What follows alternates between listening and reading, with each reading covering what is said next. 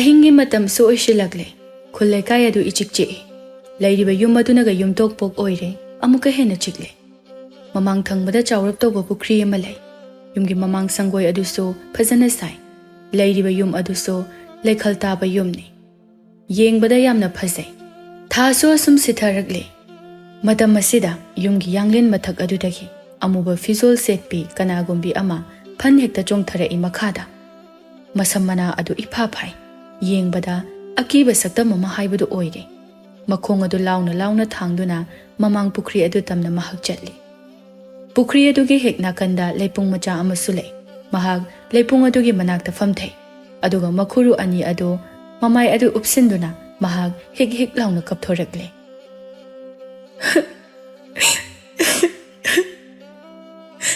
karigi aina siba ai siba thawai na ti ai de ahing mami amane ai gi yumna mafam asini ai sumak mafam asida leigani nakhoi kana amatana ai bu mafam asidagi chatlo haina tanbagi natik sunate yumase ai gi yumne mahak fuk amu hawgalakle kaplamadu toktuna mamai leiduna yum tamna changlakle sumang matol aduda leptuna mamai aduna yumda yengduna hai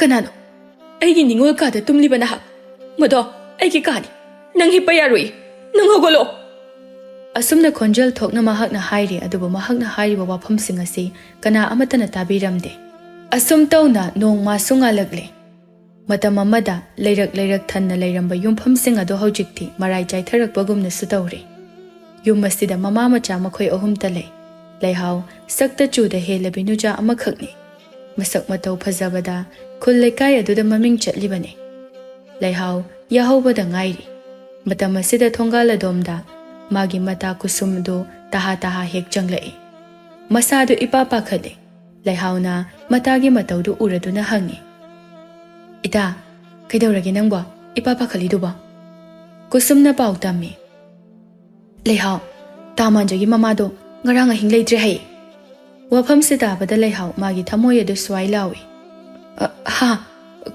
kariba natita nangna tamlariba pausibu sibu ta sengna chumlabra chummi akhoi ne do lai mana pau tamambani oh madi thamoy kaina leiramdani da ita hojik aina tawgada sibu kaino hayo ita leihau mamitagi mapi sinthaduna mahak kapjari manjagi mama ado naduna lei haibise mahak sukhangi thoine hena ahal oibadi natri aduga ngasi leitre haina pau taba asida magi thamoi pungamdre yumaduda mama macha makhoi anita leijabani kusumna khummi makhoi da chalubana pharoidro siba akhoina ga leisabi oire makhoi da hekta changsinbase amuk su phajade ai magi khanbade ham wai hujik mahakaramba pipamda leirungani makhoi ani thawai nungaitana wari sanari tanja asida imungdagi kolikna leimaida makhol thokna tabagi khonjel ama tare maduda makhoi ani imunglomda tingak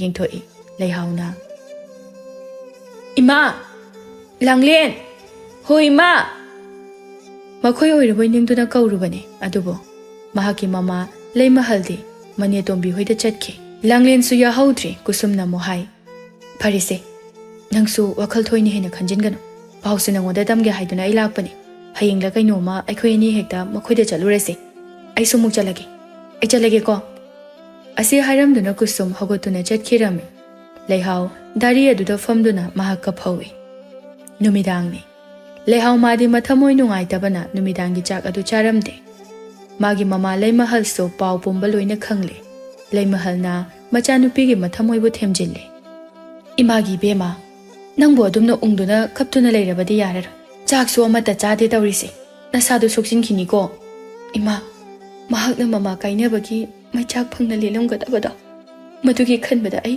mikhup amta letadi ima ai hayeng kusumga makhoida chaluge ko hoi chaluro ado matam sisu thengjilakle imungda changasi tumna naba taw ima ai ngai hakta mapal sida lehokige ima changbiramu kuina leiranu ko ima change asumna hairamduna leimahal imung changkhirame leihaudi wakhal adu yamna nungaita ukhongtena duda manamadu nga aduna mahak famli Mamit anida manjagi awaba saktambu mahakna uri. Ahingi matam oisinkre Leihao-di mapanaduda famduna adumak leiri. Yana khamaning adomdagi phimu setpa nupi amakhak makhung tapna thangduna mapal tamna lagle. Masada taibang migi samin amasu phangi. Mamay mamit adu koilay layduna mahak yengi. Phaklang marum madudagi chepthaduna yengluba matamda ukhong tenda manam nga thaduna famduna layriba nupi adubo hek urui. Yum masida inaw na saphonglakliba thawai asi atay kanagi sunatte Leiren gini. Matam mamada masa mathanta yaibi thawai thajakhiba nuja amakhakni.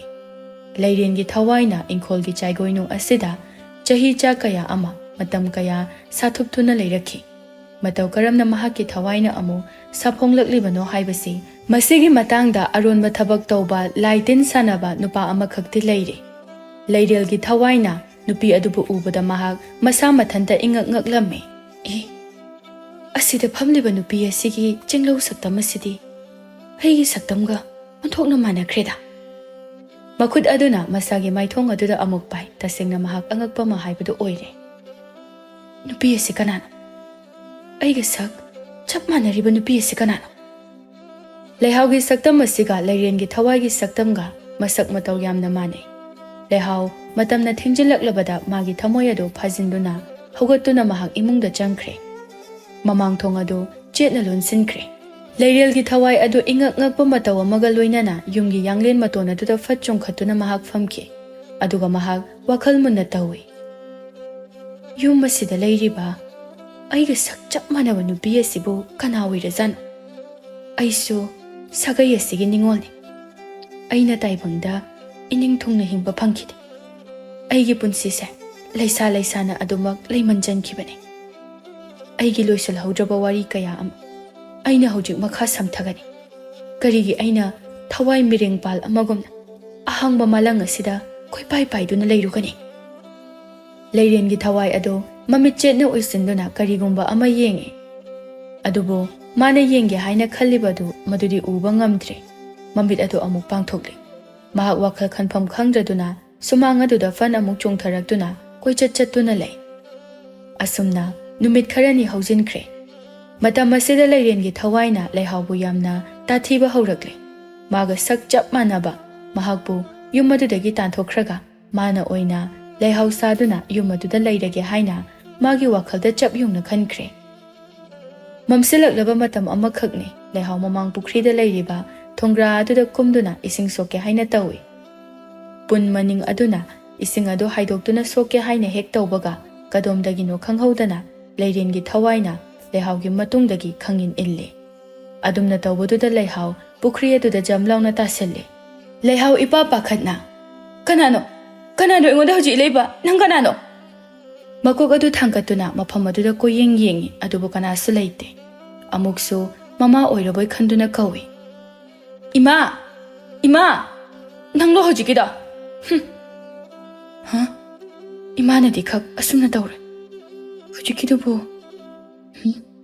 masigi pukri se karino matawre. Aigi tungda hekta ilakpa.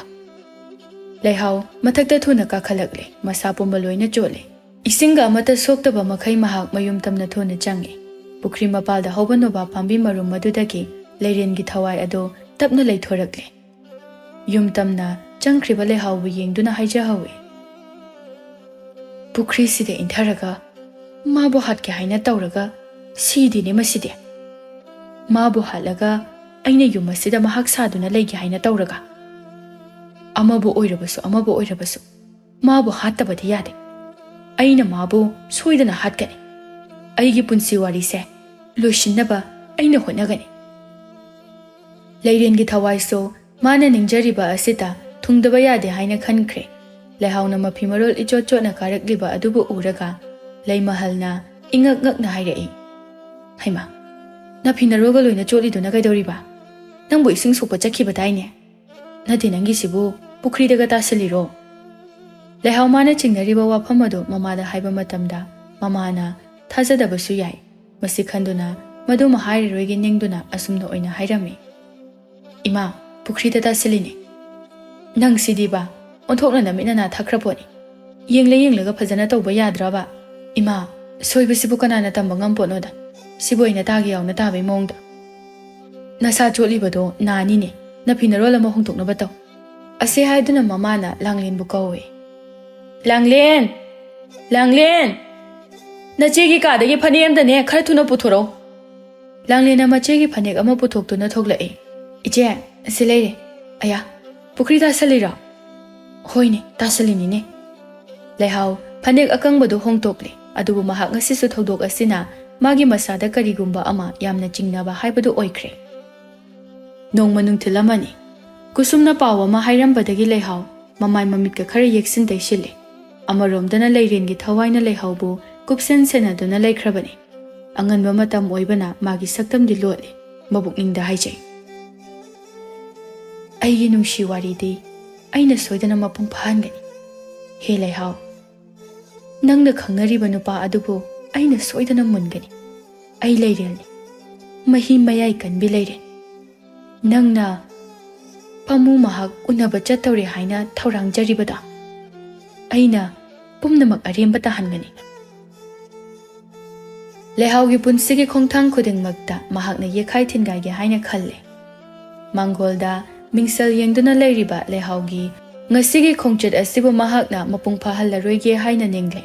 Chahi kumja kaya sathuptuna leiruraba magi thawaini. Leiren gi thawaina khudak aduda kusum gi saktamda onduna Leihao gi manaktamna changlagle.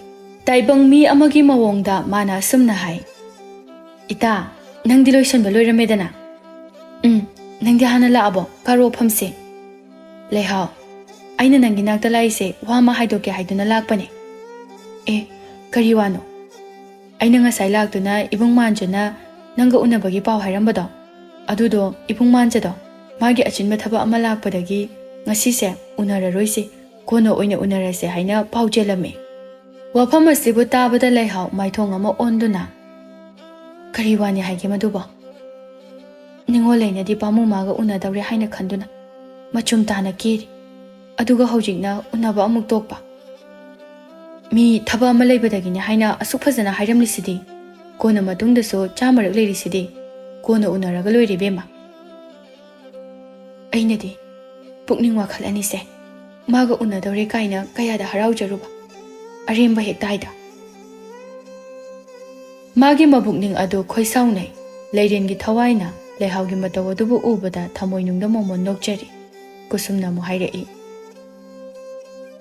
Nangi oina lengdana mapo asimagi adum leirabadubu ngasi unadrasu kaidawege kona mu uno. Kusum, aigi pukning se yamna khoirang khoisaunai. Lambi lamkhangda ibung manjabu thengnaba thoklabade. Leihao ko binujado yamna sawawe haina nangna khara tambiu. Ho tamjage nanai nubi aihakti nakhoi ani gi paudam sagolne. Asi haiduna nokjai aduga wa makha amuk dai. Pharise aiso mohalage ko. Hoi. Kusum hawatuna thoki. Leihao kerambaga toktuna unglaga leikhe. Thongal hek yaubaga kusum gi saktam ga langlamba Leiren gi thawai adu magi asengba saktam maduda amuk onthoragle. Magi saktam masiga Leihao gi saktam maduga aduki matek mane. Karambana Leihao no, karambana Leiren no. Madu khandokpada luna thokani. Leiren gi thawai adu maithong adu momon noktuna pamu maga unaba chumjring chatkirame. Somdana paklaba lampak adugi nakalda hauba urairom pambi makhong aduda manja mahak mathanta famle. Kusumda Leihao bu thoglaktaba yade haina pau chenkibane. Mahak Leihao bu lakpa ngaire. Mikup amagi matungdani Leiren gi thawai adu haujikti urairom makhong yausilagle. Urairom makhongda nupa pakhang ama phamduna leiribadu mahak ure. Adungai magi punsigi taibanglakta hinglingai matamda mahakisu punsigi yeningthagi matam haibadu lakhibane. Mikup asida haukraba magi punsi wari adubu mahak khangning hek ningsingloi. Tapna jangsinduna mabu kawi. Ibong, kayam kuiragi ngaibiba. Khonjel asida manjaso mamai sat laithorai. Mabu uraduna. Ngaiba haibabu aitana nangbu ngaisaduna lakhiba natro. Nangbu ngaibada awaba jokthaba amta leitraba aini. Lao, aigi naksida phamtharo. Leiren gi thawaido magi thamoi tanikchai. Pakhang magi oithang na mahak phamthai. Magi thamoi hena nungol lagle. Magi saktam ubada mahak pungaw ngawkre. Thamoi mapal thokpa haibadu oikre. ꯃꯕꯨꯛꯅꯤꯡꯗ ꯂꯣꯟꯅ ꯇꯨꯃꯤꯟꯅ ꯍꯥꯏꯖꯩ꯫ ꯑꯁꯨꯛ ꯐꯖꯕ ꯅꯨꯄꯥ ꯅꯪꯕꯨ ꯑꯩꯅ ꯂꯦꯝꯅ ꯊꯥꯕ ꯌꯥꯗ꯭ꯔꯦ꯫ ꯂꯩꯔꯦꯟ ꯑꯩꯒꯤ ꯅꯨꯄꯥ ꯁꯣꯏꯗꯅ ꯑꯣꯏꯒꯅꯤ ꯅꯪꯕꯨ ꯑꯩꯅ ꯊꯥꯗꯣꯛꯂꯔꯣꯏ꯫ ꯑꯄꯥꯝꯕꯒꯤ ꯃꯌꯥꯏꯅ ꯊꯨꯝꯍꯠꯈꯤꯗꯨꯅ ꯃꯍꯥꯛ ꯃꯅꯥꯛꯇ ꯐꯝꯂꯤꯕ ꯃꯥꯟꯖꯗ ꯃꯃꯤꯠ ꯑꯗꯨ ꯀꯨꯞꯇꯕ ꯃꯈꯩ ꯌꯦꯡꯂꯝꯃꯤ꯫ ꯃꯥꯟꯖ ꯂꯩꯍꯥꯎꯒꯤ ꯃꯇꯧ ꯑꯗꯨꯗ ꯏꯉꯛ ꯉꯛꯏ꯫ ꯂꯩꯍꯥꯎ, ꯀꯩꯗꯧꯔꯦ? ꯑꯗꯨꯛ ꯃꯨꯟꯅ ꯑꯩꯉꯣꯟꯗ ꯌꯦꯡꯂꯤꯕꯅꯤ? ꯃꯁꯤꯗ ꯂꯩꯔꯦꯟꯒꯤ ꯊꯋꯥꯏ ꯑꯗꯨꯒꯤ ꯃꯤꯠꯐꯝ ꯑꯗꯨ ꯁꯠ ꯍꯣꯡꯗꯣꯛꯈꯤ꯫ ꯃꯥꯟꯖꯅ ꯑꯃꯨꯛ ꯃꯈꯥ ꯇꯥꯏ꯫ ꯂꯩꯍꯥꯎ, ꯅꯪ ꯉꯁꯤꯗꯤ ꯅꯍꯥꯟꯈꯩꯒ ꯏꯃꯥꯟ ꯃꯥꯟꯅꯗꯦ꯫ ꯅꯠꯇꯦ, ꯅꯪꯕꯨ ꯀꯩꯗꯧꯕ ꯌꯥꯎꯔꯒꯦ? ꯀꯩꯁꯨ ꯇꯧꯗꯦ꯫ ꯑꯩꯁꯦ ꯅꯪꯒꯤ ꯂꯩꯔꯦꯟꯅꯤ ꯀꯩꯅꯣ꯫ ꯁꯣꯏꯗꯅ ꯂꯩꯔꯦꯟ ꯍꯥꯏꯅ ꯍꯥꯏꯗꯣꯛꯈꯤ꯫ ꯃꯁꯤꯗ ꯃꯥꯟꯖꯅ ꯏꯉꯛ ꯉꯛꯅ ꯂꯩꯔꯦꯟꯅꯗꯤ ꯀꯅꯥ? ꯂꯩꯔꯦꯟꯒꯤ ꯊꯋꯥꯏꯅ ꯊꯣꯛꯑꯕ ꯑꯃ ꯍꯦꯛꯇ ꯈꯨꯝꯖꯤꯜꯂꯛꯏ꯫ ꯂꯩꯍꯥꯎ-ꯂꯩꯔꯦꯟ ꯍꯥꯏꯕꯅꯤꯗ꯫ ꯆꯪꯂꯝꯗꯥꯏꯗ ꯏꯃꯥꯅ ꯄꯨꯔꯛꯄ ꯑꯗꯨꯗ ꯃꯅꯝ ꯈꯔ ꯅꯝꯂꯛꯄ, ꯂꯩꯅꯝꯗꯨꯅ ꯑꯗꯨꯝ ꯆꯨꯗꯨꯅ ꯂꯩꯈ꯭ꯔꯕ꯫ ꯑꯣ, ꯐꯔꯦ ꯐꯔꯦ꯫ ꯑꯗꯣ ꯑꯩꯅ ꯅꯪꯕꯨ ꯉꯁꯤ ꯊꯣꯛꯂꯛꯇꯕ ꯌꯥꯗꯦ ꯍꯥꯏꯅ ꯍꯥꯏꯔꯤꯁꯦ, ꯑꯩꯒꯤꯅꯦ ꯍꯥꯏꯗꯨꯅ ꯂꯩꯖꯔꯝꯕ ꯏꯃꯥ ꯑꯗꯨꯁꯨ ꯍꯟꯗꯛꯀꯤ ꯃꯇꯥꯡ ꯑꯁꯤꯗ ꯈꯟꯕ ꯉꯝꯍꯧꯗꯗꯅ ꯂꯩꯈꯤꯗ꯭ꯔꯦ꯫ ꯅꯪꯕꯨ ꯌꯨꯝꯗ ꯄꯨꯁꯤꯟꯗꯨꯅ ꯏꯃꯥꯒꯤ ꯁꯦꯕꯥ ꯐꯖꯅ ꯇꯧꯍꯟꯒꯦ ꯍꯥꯏꯅ ꯈꯜꯂꯝꯕꯅꯤ꯫ ꯏꯃꯥꯁꯨ ꯂꯩꯈꯤꯗ꯭ꯔꯕꯅꯤꯅ ꯅꯪ ꯑꯩꯅ ꯆꯦꯜꯂꯁꯦ ꯍꯥꯏꯅꯈꯤꯕ ꯃꯇꯝ ꯈꯔ ꯌꯩꯊꯣꯛꯂꯁꯦ ꯍꯥꯏꯅ ꯍꯥꯏꯒꯦ ꯇꯧꯕꯅꯤ꯫ ꯅꯪ ꯂꯥꯟꯅꯗꯤ ꯂꯧꯒꯅꯨ꯫ ꯑꯩꯅ ꯍꯥꯏꯔꯤꯕ ꯋꯥꯁꯦ ꯅꯪꯕꯨ ꯌꯥꯅꯤꯡꯗꯕ꯭ꯔꯅꯤ? ꯅꯪꯒꯤꯁꯨ ꯑꯅꯤꯡꯕꯗꯣ ꯍꯥꯏꯌꯨ꯫ ꯂꯩꯔꯦꯟꯒꯤ ꯊꯋꯥꯏꯗꯤ ꯃꯇꯥꯡ ꯑꯁꯤꯗ ꯃꯍꯥꯛ ꯀꯔꯤꯁꯨ ꯈꯪꯕ ꯅꯠꯇꯦ꯫ ꯑꯗꯨꯅ ꯑꯁꯨꯝꯅ ꯑꯣꯏꯅ ꯈꯨꯝꯃꯤ꯫ ꯌꯥꯏꯗ, ꯑꯩꯒꯤꯗꯤ ꯅꯪꯅ ꯍꯥꯏꯕ ꯈꯨꯗꯤꯡꯗ ꯂꯣꯏꯅ ꯌꯥꯔꯦ꯫ ꯑꯗꯨꯅꯤꯗꯅ ꯃꯤꯒꯤ ꯃꯤꯠꯌꯦꯡꯗꯗꯤ ꯐꯖꯗꯦꯕ꯫ ꯃꯇꯝ ꯈꯔ ꯉꯥꯏꯈꯤꯁꯤ, ꯑꯗꯨꯒ ꯅꯪꯕꯨ ꯑꯩꯅ ꯁꯣꯏꯗꯅ ꯑꯩꯒꯤ ꯌꯨꯝꯗ ꯄꯨꯁꯤꯟꯒꯅꯤ꯫ ꯋꯥꯍꯩꯁꯤ ꯇꯥꯕꯗ ꯂꯩꯔꯦꯟꯒꯤ ꯊꯋꯥꯏꯅ ꯀꯌꯥꯗ ꯍꯔꯥꯎꯖꯔꯤꯕ!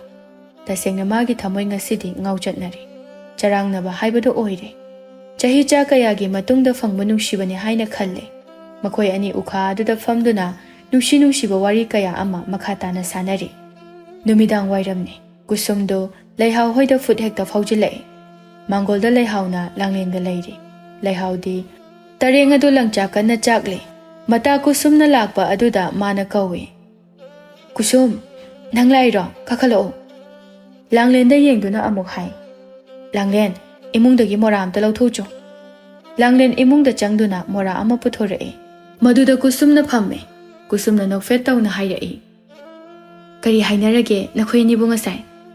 ꯃꯁꯤꯗ ꯂꯩꯍꯥꯎꯅ ꯏꯉꯛ ꯉꯛꯅ ꯀꯩ ꯍꯥꯏꯅꯔꯒꯦꯕꯣ? ꯀꯩꯅꯣ, ꯉꯁꯥꯏ ꯏꯕꯨꯡ ꯃꯥꯟꯖꯒ ꯅꯪꯒ ꯎꯅꯕꯗꯣ ꯑꯗꯨꯒꯤ ꯍꯥꯏꯕꯅꯤ꯫ ꯅꯣꯏꯕꯨ ꯃꯇꯝ ꯊꯥꯅꯗꯨꯅ ꯂꯩꯔꯦ ꯀꯥꯏꯅ ꯍꯥꯏꯅꯗꯥꯏꯅꯦ? ꯏꯇꯥ, ꯅꯪꯕꯨ ꯉꯥꯎꯔꯕꯣ ꯀꯩꯅꯣ? ꯅꯪꯅ ꯅꯠꯇ꯭ꯔꯣ ꯉꯁꯥꯏꯋꯥꯏ ꯑꯩꯒꯤ ꯅꯥꯛꯇ ꯂꯥꯛꯑꯝꯃꯒ ꯏꯕꯨꯡ ꯃꯥꯟꯖꯗꯣ ꯊꯕꯛ ꯑꯆꯤꯟꯕ ꯑꯃ ꯂꯩꯕꯗꯒꯤ ꯉꯁꯤ ꯎꯅꯔꯔꯣꯏꯁꯤ, ꯀꯣꯟꯅ ꯎꯅꯔꯁꯦꯅ ꯍꯥꯏꯔꯝꯃꯤꯗꯨꯕꯣ? ꯀꯨꯁꯨꯝꯗꯤ ꯃꯇꯥꯡ ꯑꯁꯤꯗ ꯀꯔꯤꯁꯨ ꯈꯪꯕ ꯅꯠꯇꯦ꯫ ꯃꯥꯁꯨ ꯏꯉꯛ ꯉꯛꯅ ꯀꯩꯅꯣꯗ, ꯑꯩ ꯉꯁꯥꯏ ꯅꯣꯏꯗ ꯂꯥꯛꯑꯝꯕꯗꯣ ꯑꯗꯨꯗꯒꯤ ꯑꯃꯨꯛ ꯍꯟꯅ ꯂꯥꯛꯇ꯭ꯔꯤ꯫ ꯍꯧꯖꯤꯛꯃꯨꯛ ꯂꯥꯛꯏꯁꯤꯅꯤ꯫ ꯐꯥꯒꯤ ꯌꯥꯝ ꯇꯧꯔꯛꯀꯅꯨꯀꯣ꯫ ꯎꯖꯅꯤꯡꯕ ꯄꯥꯝꯃꯨꯃꯥꯒꯤ ꯁꯛꯇꯝꯕꯨ ꯎꯕ ꯐꯪꯗꯦ ꯍꯥꯏꯕꯒꯤ ꯄꯨꯛꯅꯤꯡ ꯑꯁꯦ ꯈꯣꯏꯔꯥꯡ ꯈꯣꯏꯁꯥꯎꯅꯔꯤꯕꯅꯤ꯫ ꯑꯩꯉꯣꯟꯗ ꯑꯃꯨꯛ ꯀꯔꯦꯝꯅꯔꯛꯀꯅꯨꯀꯣ꯫ ꯍꯥꯏꯗꯦ ꯋꯥꯅꯤ ꯏꯇꯥ ꯅꯪꯕꯣ꯫ ꯏꯕꯨꯡ ꯃꯥꯟꯖꯅ ꯅꯪꯒ ꯎꯅꯁꯦꯅ ꯍꯥꯏꯔꯛꯑꯦ ꯍꯥꯏꯕ ꯄꯥꯎ ꯑꯗꯨꯗꯅꯤ ꯑꯩꯅ ꯅꯪꯉꯣꯟꯗ ꯇꯝꯂꯝꯂꯤꯕ꯫ ꯑꯇꯩ ꯑꯍꯦꯟꯕ ꯄꯥꯎ ꯑꯝꯇ ꯑꯩ ꯅꯪꯉꯣꯟꯗ ꯇꯝꯗꯤꯌꯦ꯫ ꯑꯣꯏꯗꯕꯁꯦ ꯀꯌꯥꯗ ꯉꯥꯡꯉꯤꯅꯣ ꯌꯦꯡꯉꯨꯅꯦ꯫ ꯃꯥꯅ ꯊꯑꯣꯏꯒꯤ ꯂꯥꯛꯑꯒ ꯆꯠꯄ ꯇꯣꯛꯑꯣꯅ ꯑꯩꯉꯣꯟꯗ ꯍꯥꯏꯔꯝꯃꯤꯗꯨꯕꯨ꯫ ꯑꯁ, ꯈꯪꯗ꯭ꯔꯦꯗ ꯅꯪꯒꯤ ꯋꯥꯔꯤꯁꯤꯗꯤ꯫ ꯀꯣꯛꯀ ꯂꯣꯏ ꯉꯥꯎꯔꯤ꯫ ꯂꯥꯛꯁꯨ ꯂꯥꯛꯇꯕ ꯑꯩꯕꯨ ꯂꯥꯛꯑꯦ ꯀꯥꯏꯅ ꯈꯪꯗ꯭ꯔꯦ ꯍꯥꯏꯁꯤꯅꯤ꯫ ꯏꯕꯦꯝꯃ, ꯅꯪꯒꯤ ꯋꯥꯈꯜꯗ ꯑꯣꯏꯔꯝꯒꯅꯤꯀꯣ꯫ ꯂꯩꯔꯦꯟꯒꯤ ꯊꯋꯥꯏꯅ ꯁꯥꯟꯅꯕ ꯀꯨꯝꯍꯩ ꯑꯁꯤꯗ ꯃꯈꯣꯏ ꯑꯅꯤ ꯇꯁꯦꯡꯅ ꯃꯀꯣꯛ ꯉꯥꯎꯕ ꯍꯥꯏꯕꯗꯨ ꯑꯣꯏꯔꯦ꯫ ꯂꯩꯍꯥꯎ ꯃꯇꯤꯟ ꯑꯗꯨ ꯑꯃꯨꯛꯇꯪ ꯌꯣꯠꯊꯗꯨꯅ ꯀꯨꯁꯨꯝꯗ ꯍꯥꯏ꯫ ꯏꯇꯥ, ꯅꯪ ꯉꯁꯥꯏꯁꯦ ꯑꯩꯈꯣꯏꯗ ꯑꯁꯦꯡꯀꯤ ꯂꯥꯛꯑꯝꯗꯕ꯭ꯔꯥ? ꯂꯥꯛꯇꯦ ꯍꯥꯏꯋꯥꯅꯤ ꯅꯪꯕꯣ꯫ ꯑꯩꯅꯕꯨ ꯅꯪꯉꯣꯟꯗ ꯑꯣꯏꯗꯕ ꯋꯥ ꯉꯥꯡꯈꯤꯗ꯭ꯔꯣ? ꯑꯗꯨꯒ ꯉꯁꯥꯏ ꯂꯥꯛꯑꯝꯃꯤꯗꯨꯅ ꯀꯅꯥ? ꯅꯪꯒꯤ ꯋꯥꯈꯜꯅ ꯑꯣꯏꯔꯤꯅꯤ꯫ ꯍꯣꯏ ꯕꯦꯝꯃ, ꯄꯥꯝꯃꯨꯃꯥꯒꯤ ꯋꯥꯈꯜꯗ ꯅꯪ ꯉꯥꯎꯗꯨꯅ ꯆꯠꯄ ꯁꯣꯏꯔꯣꯏꯀꯣ꯫ ꯈꯪꯗ꯭ꯔꯦꯗ ꯑꯩꯁꯨ꯫ ꯂꯩꯍꯥꯎ ꯃꯥꯒꯤ ꯊꯃꯣꯏꯗ ꯆꯃꯝꯅꯕ ꯑꯃꯗꯤ ꯐꯥꯎꯈꯤꯔꯝꯃꯤ꯫ ꯅꯨꯃꯤꯗꯥꯡꯒꯤ ꯃꯇꯝꯅ ꯑꯁꯨꯝ ꯊꯦꯡꯖꯤꯜꯂꯛꯂꯤ꯫ ꯑꯍꯤꯡ ꯇꯥꯡꯂꯧꯒꯤ ꯃꯇꯝ ꯍꯥꯏꯕꯗꯨ ꯍꯧꯖꯤꯛꯇꯤ ꯌꯧꯔꯛꯂꯤ꯫ ꯃꯇꯝ ꯑꯁꯤꯗ ꯂꯩꯔꯦꯟꯒꯤ ꯊꯋꯥꯏ ꯑꯗꯨ ꯑꯃꯨꯛ ꯁꯥꯐꯣꯡꯂꯛꯂꯤ꯫ ꯑꯍꯤꯡ ꯈꯨꯗꯤꯡꯗ ꯌꯨꯝ ꯏꯪꯈꯣꯜ ꯑꯁꯤꯗ ꯃꯍꯥꯛꯅ ꯃꯅꯤꯡ ꯇꯝꯅ ꯁꯥꯐꯣꯡꯗꯨꯅ ꯂꯩꯔꯤ꯫ ꯄꯨꯈ꯭ꯔꯤ ꯃꯄꯥꯜ ꯑꯗꯨꯗ ꯃꯍꯥꯛ ꯋꯥꯈꯜ ꯈꯜꯂꯤ꯫ ꯉꯁꯥꯏ ꯅꯨꯡꯊꯤꯜꯗ ꯄꯥꯝꯃꯨꯕ ꯃꯥꯒ ꯎꯅꯈꯤꯕꯗꯨ ꯑꯃꯨꯛ ꯍꯟꯅ ꯅꯤꯡꯁꯤꯡꯂꯒ ꯃꯍꯥꯛ ꯃꯊꯟꯇ ꯃꯣꯃꯣꯟ ꯇꯧꯖꯔꯤ꯫ ꯀꯔꯤ ꯍꯥꯏꯕ? ꯃꯥꯅ ꯑꯩꯕꯨ ꯃꯈꯣꯏꯒꯤ ꯌꯨꯝꯗ ꯄꯨꯒꯅꯤ ꯍꯥꯏꯕ? ꯅꯤꯡꯉꯣꯜ ꯑꯣꯏꯕꯤ ꯊꯃꯣꯏꯅꯁꯨ ꯌꯥꯔꯦ ꯏꯁꯥꯅ ꯌꯥꯔꯦ ꯈꯨꯖꯦꯡ ꯄꯥꯂꯣꯏꯅꯅ ꯄꯨꯕꯤꯔꯣ ꯑꯩ ꯃꯥꯒꯤ ꯅꯨꯄꯤ ꯑꯣꯏꯗꯕ ꯌꯥꯗꯦ ꯂꯩꯍꯥꯎꯕꯨ ꯍꯥꯠꯇꯨꯅ ꯑꯩꯅ ꯂꯩꯍꯥꯎ ꯁꯥꯗꯨꯅ ꯃꯥꯒꯤ ꯃꯅꯥꯛꯇ ꯄꯨꯟꯁꯤ ꯑꯁꯦ ꯅꯨꯡꯉꯥꯏꯅ ꯂꯩꯔꯒꯦ ꯑꯁꯨꯝꯅ ꯈꯜꯂꯗꯨꯅ ꯃꯍꯥꯛ ꯐꯨꯛ ꯑꯃꯨꯛ ꯍꯧꯒꯠꯂꯛꯂꯦ ꯑꯗꯨꯒ ꯌꯨꯝꯗꯨ ꯇꯝꯅ ꯑꯃꯨꯛ ꯆꯠꯂꯦ ꯃꯍꯥꯛꯀꯤꯗꯤ ꯂꯩꯍꯥꯎꯕꯨ ꯍꯥꯟꯅ ꯍꯥꯠꯄ ꯑꯁꯤꯇꯅꯤ ꯁꯨꯃꯥꯡ ꯃꯇꯣꯜ ꯑꯗꯨ ꯍꯦꯛ ꯌꯧꯕꯒ ꯂꯩꯔꯦꯟꯒꯤ ꯊꯋꯥꯏ ꯑꯗꯨ ꯃꯥꯟꯖꯒꯤ ꯁꯛꯇꯝꯗ ꯁꯠ ꯑꯣꯟꯊꯣꯔꯛꯂꯦ ꯑꯗꯨꯒ ꯈꯣꯟꯖꯦꯜ ꯊꯣꯛꯅ ꯂꯩꯍꯥꯎꯕꯨ ꯇꯥꯅꯅꯕ ꯃꯑꯣꯡꯗ ꯀꯧꯏ ꯂꯩꯍꯥꯎ ꯂꯩꯍꯥꯎ ꯅꯪꯕꯨ ꯇꯥꯔꯕꯣ ꯂꯩꯍꯥꯎ ꯑꯩ ꯂꯥꯛꯏꯌꯦ ꯑꯩꯅ ꯀꯧꯔꯤꯁꯤ ꯇꯥꯔꯗꯤ ꯅꯪ ꯑꯝꯇ ꯃꯄꯥꯟꯗ ꯊꯣꯔꯛꯑꯣ ꯂꯩꯍꯥꯎ ꯅꯪꯕꯨ ꯇꯥꯔꯕꯣ ꯃꯤꯀꯞ ꯑꯝꯇ ꯊꯣꯛꯑꯣ ꯑꯁꯨꯝꯅ ꯑꯅꯤꯔꯛ ꯑꯍꯨꯝꯂꯛ ꯀꯧꯏ ꯂꯩꯍꯥꯎ ꯃꯪꯑꯣꯏ ꯍꯥꯍꯣꯏ ꯃꯄꯥꯟꯗ ꯃꯥꯕꯨ ꯀꯧꯔꯤꯕꯗꯨ ꯇꯥꯔꯛꯂꯝꯃꯤ ꯃꯄꯥꯟꯗ ꯑꯩꯕꯨ ꯀꯧꯔꯤꯕꯁꯤꯕꯨ ꯏꯕꯨꯡ ꯃꯥꯟꯖ ꯅꯠꯇꯕ꯭ꯔꯅꯦ ꯈꯣꯟꯖꯦꯜ ꯑꯁꯤꯗꯤ ꯃꯍꯥꯛꯀꯤꯅꯤ ꯑꯁꯨꯛ ꯊꯦꯡꯂꯕ ꯃꯇꯝ ꯑꯁꯤꯗ ꯃꯍꯥꯛꯇꯤ ꯑꯩꯈꯣꯏꯗ ꯀꯔꯤ ꯇꯧꯕ ꯂꯥꯛꯏꯕ ꯑꯃꯨꯛꯀꯁꯨ ꯃꯥꯕꯨ ꯀꯧꯕꯒꯤ ꯈꯣꯟꯖꯦꯜ ꯑꯗꯨ ꯇꯥꯔꯗꯨꯅ ꯃꯄꯥꯟꯗ ꯊꯣꯛꯂꯨꯗꯕ ꯌꯥꯗꯦ ꯍꯥꯏꯗꯨꯅ ꯃꯍꯥꯛ ꯍꯧꯒꯠꯇꯨꯅ ꯃꯄꯥꯟꯗ ꯊꯣꯔꯛꯂꯦ ꯃꯍꯥꯛꯀꯤ ꯃꯁꯥ ꯑꯗꯨ ꯑꯀꯤꯕ ꯀꯔꯤꯁꯨ ꯂꯩꯇꯦ ꯃꯤꯁꯛꯇꯣ ꯃꯥꯟꯖ ꯑꯣꯏꯔꯝꯒꯗ꯭ꯔꯥ ꯍꯥꯏꯕ ꯑꯁꯤꯗ ꯈꯜꯂꯤ ꯃꯃꯥꯡ ꯊꯣꯡ ꯑꯗꯨ ꯍꯥꯡꯗꯣꯛꯇꯨꯅ ꯍꯦꯛ ꯌꯦꯡꯂꯨꯏ ꯃꯗꯨꯗ ꯁꯨꯃꯥꯡꯗ ꯃꯥꯟꯖꯗꯨ ꯃꯊꯟꯇ ꯂꯦꯞꯇꯨꯅ ꯂꯩꯔꯝꯂꯤꯕꯗꯨ ꯍꯦꯛ ꯎꯏ ꯃꯗꯨꯗ ꯃꯍꯥꯛꯅ ꯏꯕꯨꯡ ꯑꯁꯨꯛ ꯊꯦꯡꯂꯕ ꯑꯍꯤꯡ ꯊꯥꯡꯂꯧ ꯑꯁꯤꯗ ꯀꯗꯣꯝꯗꯒꯤꯅꯣ ꯀꯩꯅꯣ ꯍꯧꯖꯤꯛꯄꯨ ꯇꯧꯔꯝꯂꯤꯕ ꯃꯇꯧ ꯑꯁꯤꯕꯣ ꯂꯩꯔꯦꯟꯒꯤ ꯊꯋꯥꯏꯅ ꯑꯣꯟꯕ ꯃꯥꯟꯖ ꯑꯗꯨꯅ ꯈꯨꯝꯃꯤ ꯂꯩꯍꯥꯎ ꯑꯩ ꯅꯪꯒ ꯋꯥꯔꯤ ꯑꯝꯇ ꯁꯥꯟꯅꯒꯦ ꯍꯥꯏꯗꯨꯅ ꯑꯍꯤꯡ ꯑꯣꯏꯔꯕꯁꯨ ꯍꯦꯛꯇ ꯂꯥꯛꯑꯕꯅꯤ ꯅꯈꯣꯏꯒꯤ ꯃꯃꯥꯡ ꯄꯨꯈ꯭ꯔꯤꯁꯤꯗ ꯂꯥꯛꯑꯣ ꯑꯩꯈꯣꯏꯅꯤ ꯋꯥꯔꯤ ꯁꯥꯔꯨꯁꯤ ꯃꯇꯝꯁꯦ ꯐꯅ ꯊꯦꯡꯂꯦ ꯍꯥꯏꯕ ꯏꯕꯨꯡ ꯅꯪꯅ ꯐꯅ ꯁꯥꯅꯤꯡꯕ ꯋꯥꯔꯤ ꯀꯌꯥ ꯂꯩꯔꯁꯨ ꯍꯌꯦꯡ ꯎꯅꯗꯨꯅ ꯑꯗꯨꯃꯛ ꯁꯥꯁꯤ ꯊꯦꯡꯉꯤ ꯌꯨꯝꯗ ꯍꯜꯂꯣ ꯅꯪꯕꯨ ꯂꯥꯛꯄ ꯉꯁꯥꯏ ꯑꯩꯅ ꯀꯌꯥꯝ ꯀꯨꯏꯅ ꯉꯥꯏꯈꯤ ꯅꯪꯗꯤ ꯑꯗꯨꯃꯛ ꯂꯥꯛꯈꯤꯗꯕ ꯅꯠꯇ꯭ꯔꯥ ꯍꯥ ꯋꯥꯐꯝ ꯑꯁꯤ ꯇꯥꯕꯗ ꯂꯩꯍꯥꯎ ꯃꯊꯟꯇ ꯑꯉꯛꯄ ꯑꯃꯗꯤ ꯐꯥꯎꯖꯩ ꯃꯥꯅ ꯍꯥꯏ ꯀꯩꯅꯣ ꯍꯥꯏꯁꯤꯕꯣ ꯏꯕꯨꯡꯕꯨ ꯉꯁꯥꯏ ꯑꯩ ꯂꯥꯛꯄ ꯉꯥꯏꯕ꯭ꯔꯅꯦ ꯉꯥꯏ ꯅꯪ ꯑꯩ ꯎꯅꯐꯝ ꯎꯔꯩꯔꯣ ꯃꯈꯣꯡ ꯑꯗꯨꯗ ꯅꯪꯕꯨ ꯂꯥꯛꯄ ꯑꯩ ꯈꯧꯔꯥꯡꯅ ꯉꯥꯏꯈꯤ ꯉꯥꯏꯕ ꯌꯥꯕ ꯉꯥꯏꯈꯤ ꯑꯗꯨꯕꯨ ꯅꯪꯗꯤ ꯑꯗꯨꯃꯛ ꯂꯥꯛꯈꯤꯗ꯭ꯔꯦ ꯅꯪꯕꯨ ꯎꯅꯤꯡꯕꯅ ꯉꯥꯎꯔꯕ ꯑꯩꯅ ꯏꯈꯧ ꯂꯥꯡꯕꯁꯦ ꯅꯪꯅꯗꯤ ꯀꯔꯤꯁꯨ ꯈꯪꯕꯤꯗꯦ ꯑꯩ ꯀꯌꯥꯝ ꯋꯥꯏ ꯈꯪꯉꯕ ꯑꯍꯤꯡꯁꯦ ꯃꯤꯠꯂꯨ ꯀꯛꯂꯥ ꯑꯃꯠꯇ ꯎꯁꯤꯟꯕ ꯌꯥꯗꯦ ꯅꯪꯇꯗꯤ ꯑꯍꯤꯡ ꯑꯣꯏꯔꯕꯁꯨ ꯎꯅꯔꯨꯔꯒꯦ ꯍꯥꯏꯗꯨꯅ ꯑꯩ ꯍꯦꯛꯇ ꯂꯥꯛꯏꯅꯤ ꯂꯩꯍꯥꯎ ꯂꯥꯛꯑꯣ ꯉꯥꯏꯍꯥꯛꯇꯪꯅꯦꯕ ꯄꯨꯈ꯭ꯔꯤ ꯃꯄꯥꯟꯁꯤꯗ ꯉꯥꯏꯍꯥꯛ ꯐꯝꯗꯨꯅ ꯋꯥꯔꯤ ꯁꯥꯔꯨꯁꯤ ꯂꯩꯍꯥꯎ ꯃꯥꯅ ꯅꯨꯡꯁꯤꯖꯕ ꯃꯍꯥꯛꯅ ꯑꯁꯨꯝꯅ ꯍꯥꯏꯔꯕꯗ ꯃꯍꯥꯛꯁꯨ ꯃꯥꯏ ꯂꯩꯕ ꯉꯝꯗ꯭ꯔꯦ ꯃꯊꯃꯣꯏꯗ ꯆꯤꯡꯅꯕ ꯑꯃꯒ ꯂꯣꯏꯅꯅ ꯃꯍꯥꯛ ꯁꯨꯃꯥꯡꯗ ꯀꯨꯝꯊꯩ ꯃꯥꯟꯖꯅ ꯃꯥꯡ ꯊꯥꯗꯨꯅ ꯆꯠꯂꯤ ꯂꯩꯔꯤꯕ ꯄꯨꯈ꯭ꯔꯤ ꯑꯗꯨꯒꯤ ꯃꯄꯥꯜꯗ ꯃꯈꯣꯏ ꯑꯅꯤ ꯐꯝꯃꯤ ꯂꯩꯔꯦꯟꯒꯤ ꯊꯋꯥꯏꯗꯤ ꯍꯔꯥꯎꯕꯅ ꯂꯣꯏꯔꯦ ꯂꯩꯍꯥꯎꯅ ꯍꯥꯏ ꯏꯇꯥ ꯀꯨꯁꯨꯝꯅ ꯅꯨꯡꯊꯤꯜꯗ ꯑꯃꯨꯛ ꯑꯩꯒꯤ ꯅꯥꯛꯇ ꯂꯥꯛꯇꯨꯅ ꯅꯪꯗꯣ ꯊꯕꯛ ꯑꯆꯤꯟꯕ ꯑꯃ ꯂꯥꯛꯄꯗꯒꯤ ꯆꯠꯇꯕ ꯌꯥꯗ꯭ꯔꯗꯨꯅ ꯆꯠꯂꯤ ꯉꯁꯤꯗꯤ ꯎꯅꯔꯔꯣꯏꯁꯤ ꯀꯣꯟꯅ ꯎꯅꯔꯁꯤ ꯍꯥꯏꯅ ꯑꯩꯉꯣꯟꯗ ꯍꯥꯏꯔꯝꯃꯤ ꯑꯗꯨꯅ ꯑꯩꯁꯨ ꯆꯠꯈꯤꯗꯕꯅꯤ ꯑꯗꯨꯒ ꯅꯪꯅ ꯑꯃꯨꯛ ꯑꯩ ꯉꯥꯏ ꯍꯥꯏꯕꯁꯤꯗ ꯑꯩꯁꯨ ꯉꯛꯂꯤ ꯃꯁꯤꯗ ꯂꯩꯔꯦꯟꯒꯤ ꯊꯋꯥꯏꯅ ꯀꯨꯁꯨꯝꯕꯨ ꯐꯠꯇꯕ ꯇꯥꯍꯟꯗꯨꯅ ꯍꯥꯏ ꯀꯌꯥꯗ ꯃꯆꯤꯟ ꯊꯤꯔꯤꯕ ꯅꯨꯄꯤꯅꯣ ꯌꯦꯡꯎꯅꯦ ꯂꯩꯍꯥꯎ ꯑꯩꯗꯤ ꯅꯪꯒ ꯀꯨꯁꯨꯝꯒ ꯈꯛ ꯇꯤꯟꯅꯍꯟꯅꯤꯡꯗꯦ ꯃꯍꯥꯛ ꯃꯤꯠꯌꯦꯡ ꯅꯥꯌꯦꯡ ꯑꯃ ꯏꯇꯧ ꯇꯧꯏ ꯀꯩꯅꯣ ꯏꯕꯨꯡ ꯅꯪ ꯍꯥꯏꯗꯨꯕ ꯏꯇꯥ ꯀꯨꯁꯨꯝꯁꯦ ꯌꯥꯝ ꯐꯕ ꯅꯨꯄꯤꯅꯤ ꯃꯥꯕꯨ ꯑꯐꯕ ꯅꯨꯄꯤ ꯂꯩꯍꯥꯎ ꯋꯥꯐꯝ ꯑꯁꯦ ꯑꯩꯅ ꯅꯪꯉꯣꯟꯗ ꯅꯍꯥꯟ ꯃꯈꯩꯗꯤ ꯅꯪꯅ ꯊꯃꯣꯏ ꯅꯨꯡꯉꯥꯏꯈꯤꯔꯣꯏ ꯍꯥꯏꯗꯨꯅ ꯍꯥꯏꯗꯣꯛꯇꯅ ꯂꯥꯛꯄꯅꯦ ꯑꯩ ꯉꯁꯤꯗꯤ ꯀꯨꯁꯨꯝꯒꯤ ꯃꯔꯝꯗ ꯍꯥꯏꯒꯦ ꯂꯩꯍꯥꯎꯗꯤ ꯏꯉꯛ ꯉꯛꯄ ꯍꯥꯏꯕꯗꯨ ꯑꯣꯏꯔꯦ ꯃꯨꯟꯅ ꯇꯥꯏ ꯃꯍꯥꯛ ꯂꯩꯔꯦꯟꯒꯤ ꯊꯋꯥꯏꯅ ꯂꯩꯍꯥꯎꯅ ꯀꯨꯁꯨꯝꯕꯨ ꯂꯥꯟꯅ ꯂꯧꯅꯅꯕ ꯃꯑꯣꯡꯗ ꯃꯈꯥ ꯇꯥꯅ ꯍꯥꯏꯖꯤꯜꯂꯤ ꯃꯥꯗꯣ ꯃꯤꯠꯌꯦꯡ ꯅꯥꯌꯦꯡ ꯑꯃ ꯆꯨꯝꯗꯦ ꯑꯩꯉꯣꯟꯗ ꯅꯠꯇꯕ ꯃꯤꯠꯌꯦꯡ ꯌꯥꯝꯅ ꯌꯦꯡꯉꯤ ꯅꯪ ꯎꯗ꯭ꯔꯤꯀꯥꯟꯗ ꯃꯥꯅ ꯑꯩꯉꯣꯟꯗ ꯃꯆꯤꯜꯃꯛꯅ ꯅꯪꯒ ꯇꯣꯛꯅꯔꯣ ꯑꯩꯈꯣꯏ ꯑꯅꯤ ꯑꯣꯏꯅ ꯅꯨꯡꯁꯤꯅꯔꯁꯤ ꯍꯥꯏꯅ ꯍꯥꯏꯔꯝꯂꯤꯕꯅꯤ ꯂꯩꯍꯥꯎ ꯋꯥꯐꯝ ꯑꯁꯤꯕꯨ ꯇꯥꯕꯗ ꯃꯍꯥꯛ ꯈꯪꯁꯥꯎ ꯁꯥꯎꯏ ꯀꯌꯥꯗꯅꯣ ꯌꯦꯡꯉꯨꯅꯦ ꯑꯁꯨꯛ ꯂꯨꯅ ꯇꯤꯟꯅꯔꯒ ꯃꯥꯃꯛꯅ ꯑꯩꯒꯤ ꯏꯐꯝꯗ ꯑꯗꯨꯒꯨꯝꯕ ꯂꯤꯆꯠ ꯑꯩꯅꯗꯤ ꯃꯥꯁꯦ ꯑꯩꯒꯤ ꯑꯁꯦꯡꯕ ꯏꯇꯥꯅꯤ ꯍꯥꯏꯅ ꯈꯟꯗꯨꯅ ꯀꯌꯥꯗ ꯂꯨꯅ ꯂꯧꯔꯤꯕ ꯑꯗꯨꯒ ꯃꯥꯗꯤ ꯑꯩꯒꯤ ꯅꯨꯡꯁꯤꯕꯕꯨ ꯂꯣꯟꯅ ꯃꯨꯟꯅꯅꯕ ꯍꯣꯠꯅꯔꯝꯕꯁꯨ ꯁꯥꯏ ꯏꯕꯨꯡ ꯑꯩ ꯌꯥꯝ ꯁꯥꯎꯅꯤꯡꯉꯤ ꯑꯩ ꯃꯥꯕꯨ ꯈꯛ ꯂꯦꯝꯅ ꯊꯥꯔꯣꯏ ꯇꯁꯦꯡꯅ ꯑꯩꯗꯤ ꯃꯥꯒ ꯇꯤꯟꯅꯍꯟꯅꯤꯡꯗ꯭ꯔꯕꯅꯤ ꯅꯪ ꯑꯩ ꯃꯔꯤ ꯂꯩꯅꯩ ꯍꯥꯏꯕꯁꯦ ꯃꯥꯁꯨ ꯂꯣꯏꯅ ꯈꯪꯂꯤꯕꯅꯤ ꯈꯪꯅ ꯈꯪꯅ ꯃꯥꯅ ꯑꯁꯨꯝꯅ ꯇꯧꯕꯁꯤꯗꯤ ꯇꯁꯦꯡꯅ ꯑꯩ ꯍꯩꯅꯗꯦ ꯏꯕꯨꯡ ꯅꯪ ꯀꯩꯁꯨ ꯈꯜꯂꯨꯅꯨ ꯑꯩ ꯃꯉꯣꯟꯗ ꯊꯤꯅ ꯉꯥꯡꯒꯦ ꯃꯥꯅ ꯍꯦꯛꯇ ꯑꯁꯨꯝꯅ ꯇꯧꯕ ꯌꯥꯕ꯭ꯔꯣ ꯑꯗꯨꯒ ꯃꯥꯒ ꯑꯩꯒꯁꯨ ꯈꯠꯅꯅꯤ ꯃꯑꯣꯡ ꯏꯃꯥꯟ ꯃꯥꯟꯗꯅ ꯌꯦꯡꯉꯨꯅꯦ Manjana tamliba paw asiga ngasigi thodok asiga henna chanarakpagumsu tawri. Leihau-na hai. O, adugi oiba taredana. Mana ngasai nungthilda aigi nakta laktuna nanga unadanaba haiduna oida padaba kaya ama hairamlibada. Ai khaluraga khoidau sam saungninge. Hoise phare. Adu Leihau. Nangi mituna aingonda munnamde yingongne. Leihau su sauraba bumba phathaduna manakta famliba manjada munna yengi. Madi karisu khangjaba natte. Manjani haina adumak mahakna khallibane matang asi lauduna Leiren-gi thawaina Leihau-gi makhauri charamadu metke haina hek tawbaga magi mangak samda amuba langna thangjing taduna kurau akangba ama siribadu hek uri. Maduda mana Leihau-gi makhauri metpa ngamdre. Masada China ama phawre mahak mathamoinungda haijai. Is karam tawni side. Magi mangak samda kurau sirene. Aina mabu hatke haina thawri sidi kamdawni sidi. Hatpa yaroidawrina.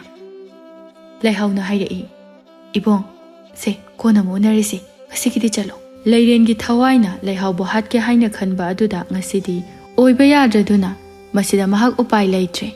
Hoi haiduna haugatuna mamai leiduna mahak thongalumda thokre. Leihau-su mamai leiduna imung tamna changlakle. Leiren-gi thawaigi makhuttagi mahak hinghaure ngasidi. Leihau magi phamjauda hipthai. Manjana magi maphamda kusumgi maramda hairamkhiba wahaising adu mathang ningsinglai mahak. Kayada tawba ngamliba nupinu yongune. Asuklona ita sanaraga naronda tumina aigi ibung manjabo munnanaba hotnaramba. Phai.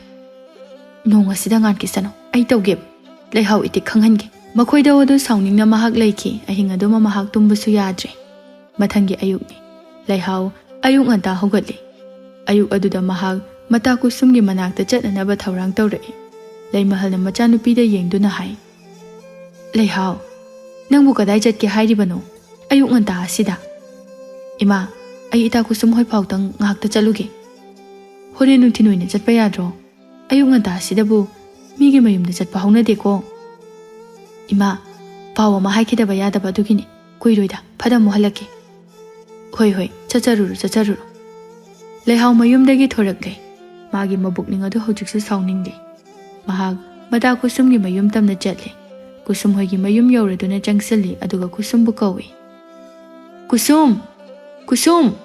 Nang mapandam ta thorao. Kusumsu maningda thabak tawrambani mata Leihau-gi khonjal tabaduda. Ita Leihau-ni ne. Ayung anda sidabu kari leirajano. Haugatuna mapanda thorai mata Leihau-bu yengduna. Leihau, kai leirage. Mamit anidu laukthokduna Leihau kusumda munna yengi aduga hai. Kusum, nanga wari masanagadaba lei. Thongal phauta thokse. Kai wari no haise sida sumsasi kaino. Ai phak thage duga phamse. Mafam asida sanabada wari se khara lemdre. Thongal da oina sanarurase. Kusum madi mata Leihau-gi nahankhaiga manadaba mawong mataw asi ubada ingak-ngakpa ama oire. Leihau, nangbu kaidawrage? Namai namitusu kaino may tawtawi. Nangbu kaidawrage ba? Wari amta saruse haibani. Aina haise nang tadabra. Leihau ni hekta kusumgi makut aduda tap paiduna mabu sumang tamna chingthai. Mataw aduda kusumna. Leihau, kaino nanang asi tawrishiba? Leihau na mabu thongal tamna chingthoi kusumda munna yengduna hai. Karigino nangna aigi manjabulo na munna na hotnaramba. Pisak piklingaidagi nang ai tinare haiduna aina kayada nang bulo na khanjariba. Aduga nangdi aigi thamoina asuk nungsijariba mahakpu munna na hotnaramba. Kusum madi Leihau na hariba wafam asida tasengna ngakpa haibadu oikre. Ita, nang na hariba wadubu karino? Aina adumna tawgadaba nate. Aina karigi ibung manjabu nangi nafamdagi mungane. Adugumba wakhalda ai amata khankibasu leite. Yare, nachindu khithirano. Nangna tawba thabakpu aina khangloi haina khanbra. Henu pamunbe khongphamado yam thuna hando. Maduna chabadi nanga phaba kaya oiroi. Ita, aina haise sengmane. Ibung manjabu aina ibung makni haina khanjai. Nakhoi anigi wari pumba munna khangliba aina karigi adugumba thaba ado tawgani. Ai adugumba tawde. Aina haise nanga mukta thajau. Chintibi, ngarang su nangna ibu ibung manjaga unadanaba haiduna. Mahak thabak chatkre haiduna haijinkiba natra. Aduga aina amu hangbadana Nangna karisu khangdaba sakiba. Ibema, lamdam ase, nupa marang kaina leibani. Ai ama leire khangna amuk irang tawshinba. Tongnu. Mathangda asumna ka hek tawraba. Na samado, khudang yetuna haigadabani khango. Wahai sing ase hairamduna mahak mamai leiduna mayum tamna hankirami. Kusumdi ingak-ngakna lehawi.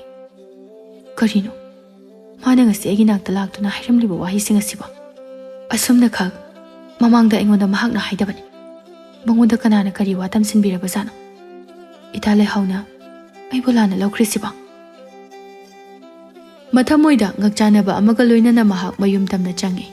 Somdana Leihao mayum yore. Kusumgi maphamda machinpena ngangnamba aduda magi thamoy ado haraujare. Aduni, kari thoi haiduna sumna tawba sarin. Migi nupabu mane hekta munnanaba hotnarambaga sai. Pumnamaga si leirengi thawaina thoganba ngaktani. Nungthildani, Leihao khangning ningsinglakle. Aidi ikaw kawine. Ay ngaksamda siriba kuraugi lang ase tatkadawrabani. Langamta thangjingdaduna singthoke haina tawbani. Hekta kakthokpa. Ningsinglingay sida amta silhawkhigi. Asi khanduna Leihao-na mangaksamda siriba kuraugi lang adu thadatle. Atopa lang ama semnanaba kanna hotnari. Langlena fathoraktuna haire. Iche, imana maningdam talao haibani. Ingkholda leihawbani. Sasalao na haihawbani ko. Aikhoi ma sidiba. Ai he yaudredi yadabasibu. Simta semgena tawbaniba. Khoren kona semba haibaduni. Madubu semba loishinda hagatuna mahak ingkholomda changkhirami. Nongdol atia ado machu ama iseng sengde. Nong puba leichul ado marak-marakta pairai. Nongga tarakadawa mali numisuta sinkre. Thawan michaksu kaya thokte. Leimahalna hai. Nong se taraklabadi phanadum phagadabani. Handaktine phanayamna omchakne. Jamlauna amuktang tathokhrabadine punghing-hing ingadabani. Chakhumda changduna macha Leihao-da amuk hai. Leihao, nangbu chak loirabro? Ima, loidawre. Ngana chathoknaba tawsi. Nong sumangi. Ngasidine nong churakadaba mali. Hoi ma. Asum tawna mama macha makhoi ahumdo numidangi chak adu punna hauba hautaba chathokminare. Mambu mamsinkrabadi leirengi thawai adu hekta makhelanglai. Ngasidi nong thiga nong mangle. Leirengi thawai adu ngantana hekta mathi phongba hawragle. Mi pumnamak tumdakraba matam aduda yumgi yanglin aduda makhong aduna mahak chatli. I mathak aduda chatpagi pedrak lawba khonjel kaya amasu tari. Machil aduda asumna sole. Aina Leihao-bu karamna hatkani. Magi mangaksamda kurau sikhibana. Aina mabu hatpa ngamdre. Ma hatrabadi aigi nungsi panthong ase yawba ngamlaroi.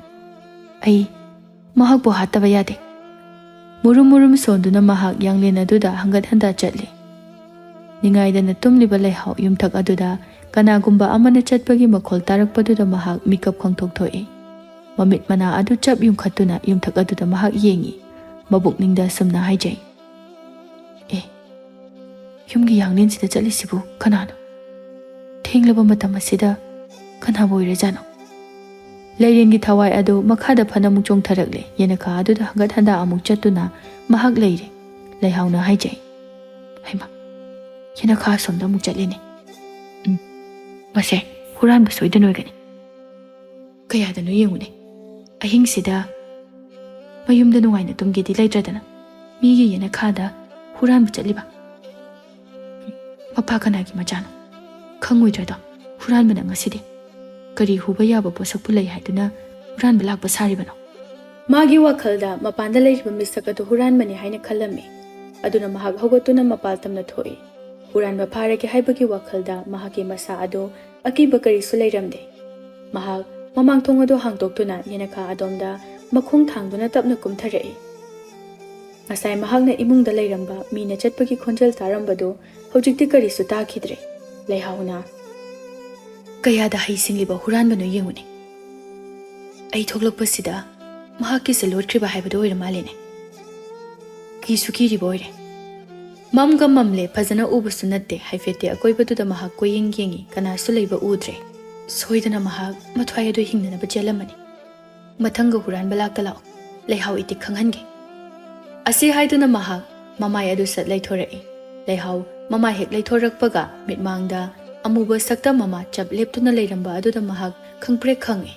Leirengi maithongda khumjilliba amuba samlang adu nungsiti sittana mathanta nakanda haidoraklammi. Magi masaktu ubada Leihao henna akiba haibado oikre. Mana uriba misak aduna maga saktam chap manana leiramba aduda mahakna akiba phawna hangi. Nang kanano hayo. Leirengi thawai adu makhol thokna noe. Leihao mahakti asum kiba helakle. Makalak adusu thara nikle. Mahak thoine henna kire makhol thokna mahakna. Ima, nachagi thawai bumta kanbiyu ba. Ima, nachaga sakmana banupi ama mafam asida leire. Makhol thokna lawi Leirengi thawaina. Nang hauraroi matagum makhut aniduna Leihaugi makhauri charam maduda hekta mele. Ngasidi magi masada laitin na changba ngamdanaba kurao adu loina khidabana Leirengi thawaina tanja phangkhre. Leihau makhauri charam maduda adum kanna mesinba aduda mahak sor phungkalagle. Mahak sor honba waragle ngasigi mikup asida mahak soidana thawai thaba tare haiba masana khangjare. Leirengi thawaina makhol thokna hai. Ngasidi aina nangbo hatkani. Nangbo hatuna aina yum asida legani. Aigi punsigi warisu aina loishinaba honagani. Nang hingduna leba yaroi. Nangbo aina hatkani. Makut aduna hena kanna mesile. Somdana Leimahal ahinga duda machanupina mapanda laurakpagi khonjela mataba duda makeup khangthok thorakle. Kadomdano ichanupina lauribasiba. Ahinga sida mabu mapalga muthoiba zalane. Khulai thona manakta leiriba khuru thamoy adu paikhatuna mahak mapal tamna thorakle. Yumgi mamang thong adusu hangdoktuna leirame. Machanupibu mana makhul thokna kawe. Bema, Leihao, nangbu kadaida leige? Leirengi thawaido taibang migi samel ama phanglakpa. Maigi maisa phanglakpada mafam aduda leiba ngamlaktraduna metlamba makut adu thadoktuna mafam adudagi mahak yamna thuna mangkhirami. Leihao leimaida pop haithaki. Mahak leimaida taaduna leire. Pacheng leibana mahak mathwaimakti thahodre. Leimahalna thaumai mangal aduda hek yengthorakpada machanupi Leihauna leimaida taaduna leiribadu hek ure. Pakhatpa amaga loinana mahak chensile. Makhuta pariba thamoy adu makhada thamduna machanupigi masa adu paiduna. Bema, imagi Leihao, kaino ichana tawramliba matawasibo? Se, mitpang, imagi Leihao, mitpanguni nangbo. Leihao di magi makhauri charam maduda kanna mesin kibana wakhal tadana mahak haithakibane. Mahak hojiksu wakhal tadri. Leimahal di pakhatpadagi hentoktuna mamitta pirangsu ihawragle. Imagi Leihao, ahinga sida mapala sida nangna tawramliba sipu karino. Se, mitpango. Ising khara tawduna machagi makokta khara hapire. Asumna tawrabada Leihao wakhal tarakle. Leimahal machanupina wakhal tarakpa adu ubada magi thamoida waramba adu khara makhaidi phare. Mana hai. Imagi Leihao, mataw karamnano nangna mafam asida asumna leiramliba sibo. Se, imada sengna hai. Leihao mikup kharagi mamangda mana ukiba saktam takiba khonjel adubu mahakna ningsinglubada mahak amuksu kirakle. Masa ado niktuna hairei. Ima, ayam kiri. Mana ibo hatkani hai. Ayam kiye ima. Misak ado kanano. Hayo imada. Kanana no ichabo hatkani hairibado. Aigi saka chap mana binu piyaman. Ha. Leimahal su ingangagle. Leihauna. Ima, ayam kiri. Ayam kiri ima. Mapanda leirgumsi. Imungdo ina changaseba. Hoi. Mathamoida angakpa chingnaba kaya ama phawduna machanupi pupusinduna mahak imungda change. Machanupi gi kadani. Se. Hojiti kaisu tawre. Sordo chaningtana hodo. Leihao di mana ukiba saktamado mamitta sangsang adu maguduna leire. Mana hai. Ima, ayam kisari. Mana igi khawri charamasida kanna metuna. Aibo hatna naba hotnai. Machal du magna aibo hatkani haina so hairami. Ima, mahak to kanano haibadi. Ay masak khangde. Ayam kire ima. Leimahal so ngakchana na hai. Ichaga sak chap manay haiba. Matang asida mahak na karigumba wafam mama mami sami oina ningsinglakpagum su tawrari. Asumna oina hai. Karigino nangna ama mathengda. Nahak na thanda mapan thoklibadi. Ima bo hawdorakpa yadabro. Leihauna pau pumba tamme. Ima, yumthak asida kanagumba amana chatpagi makhol tarakpadagi ay mikak thorakhibani.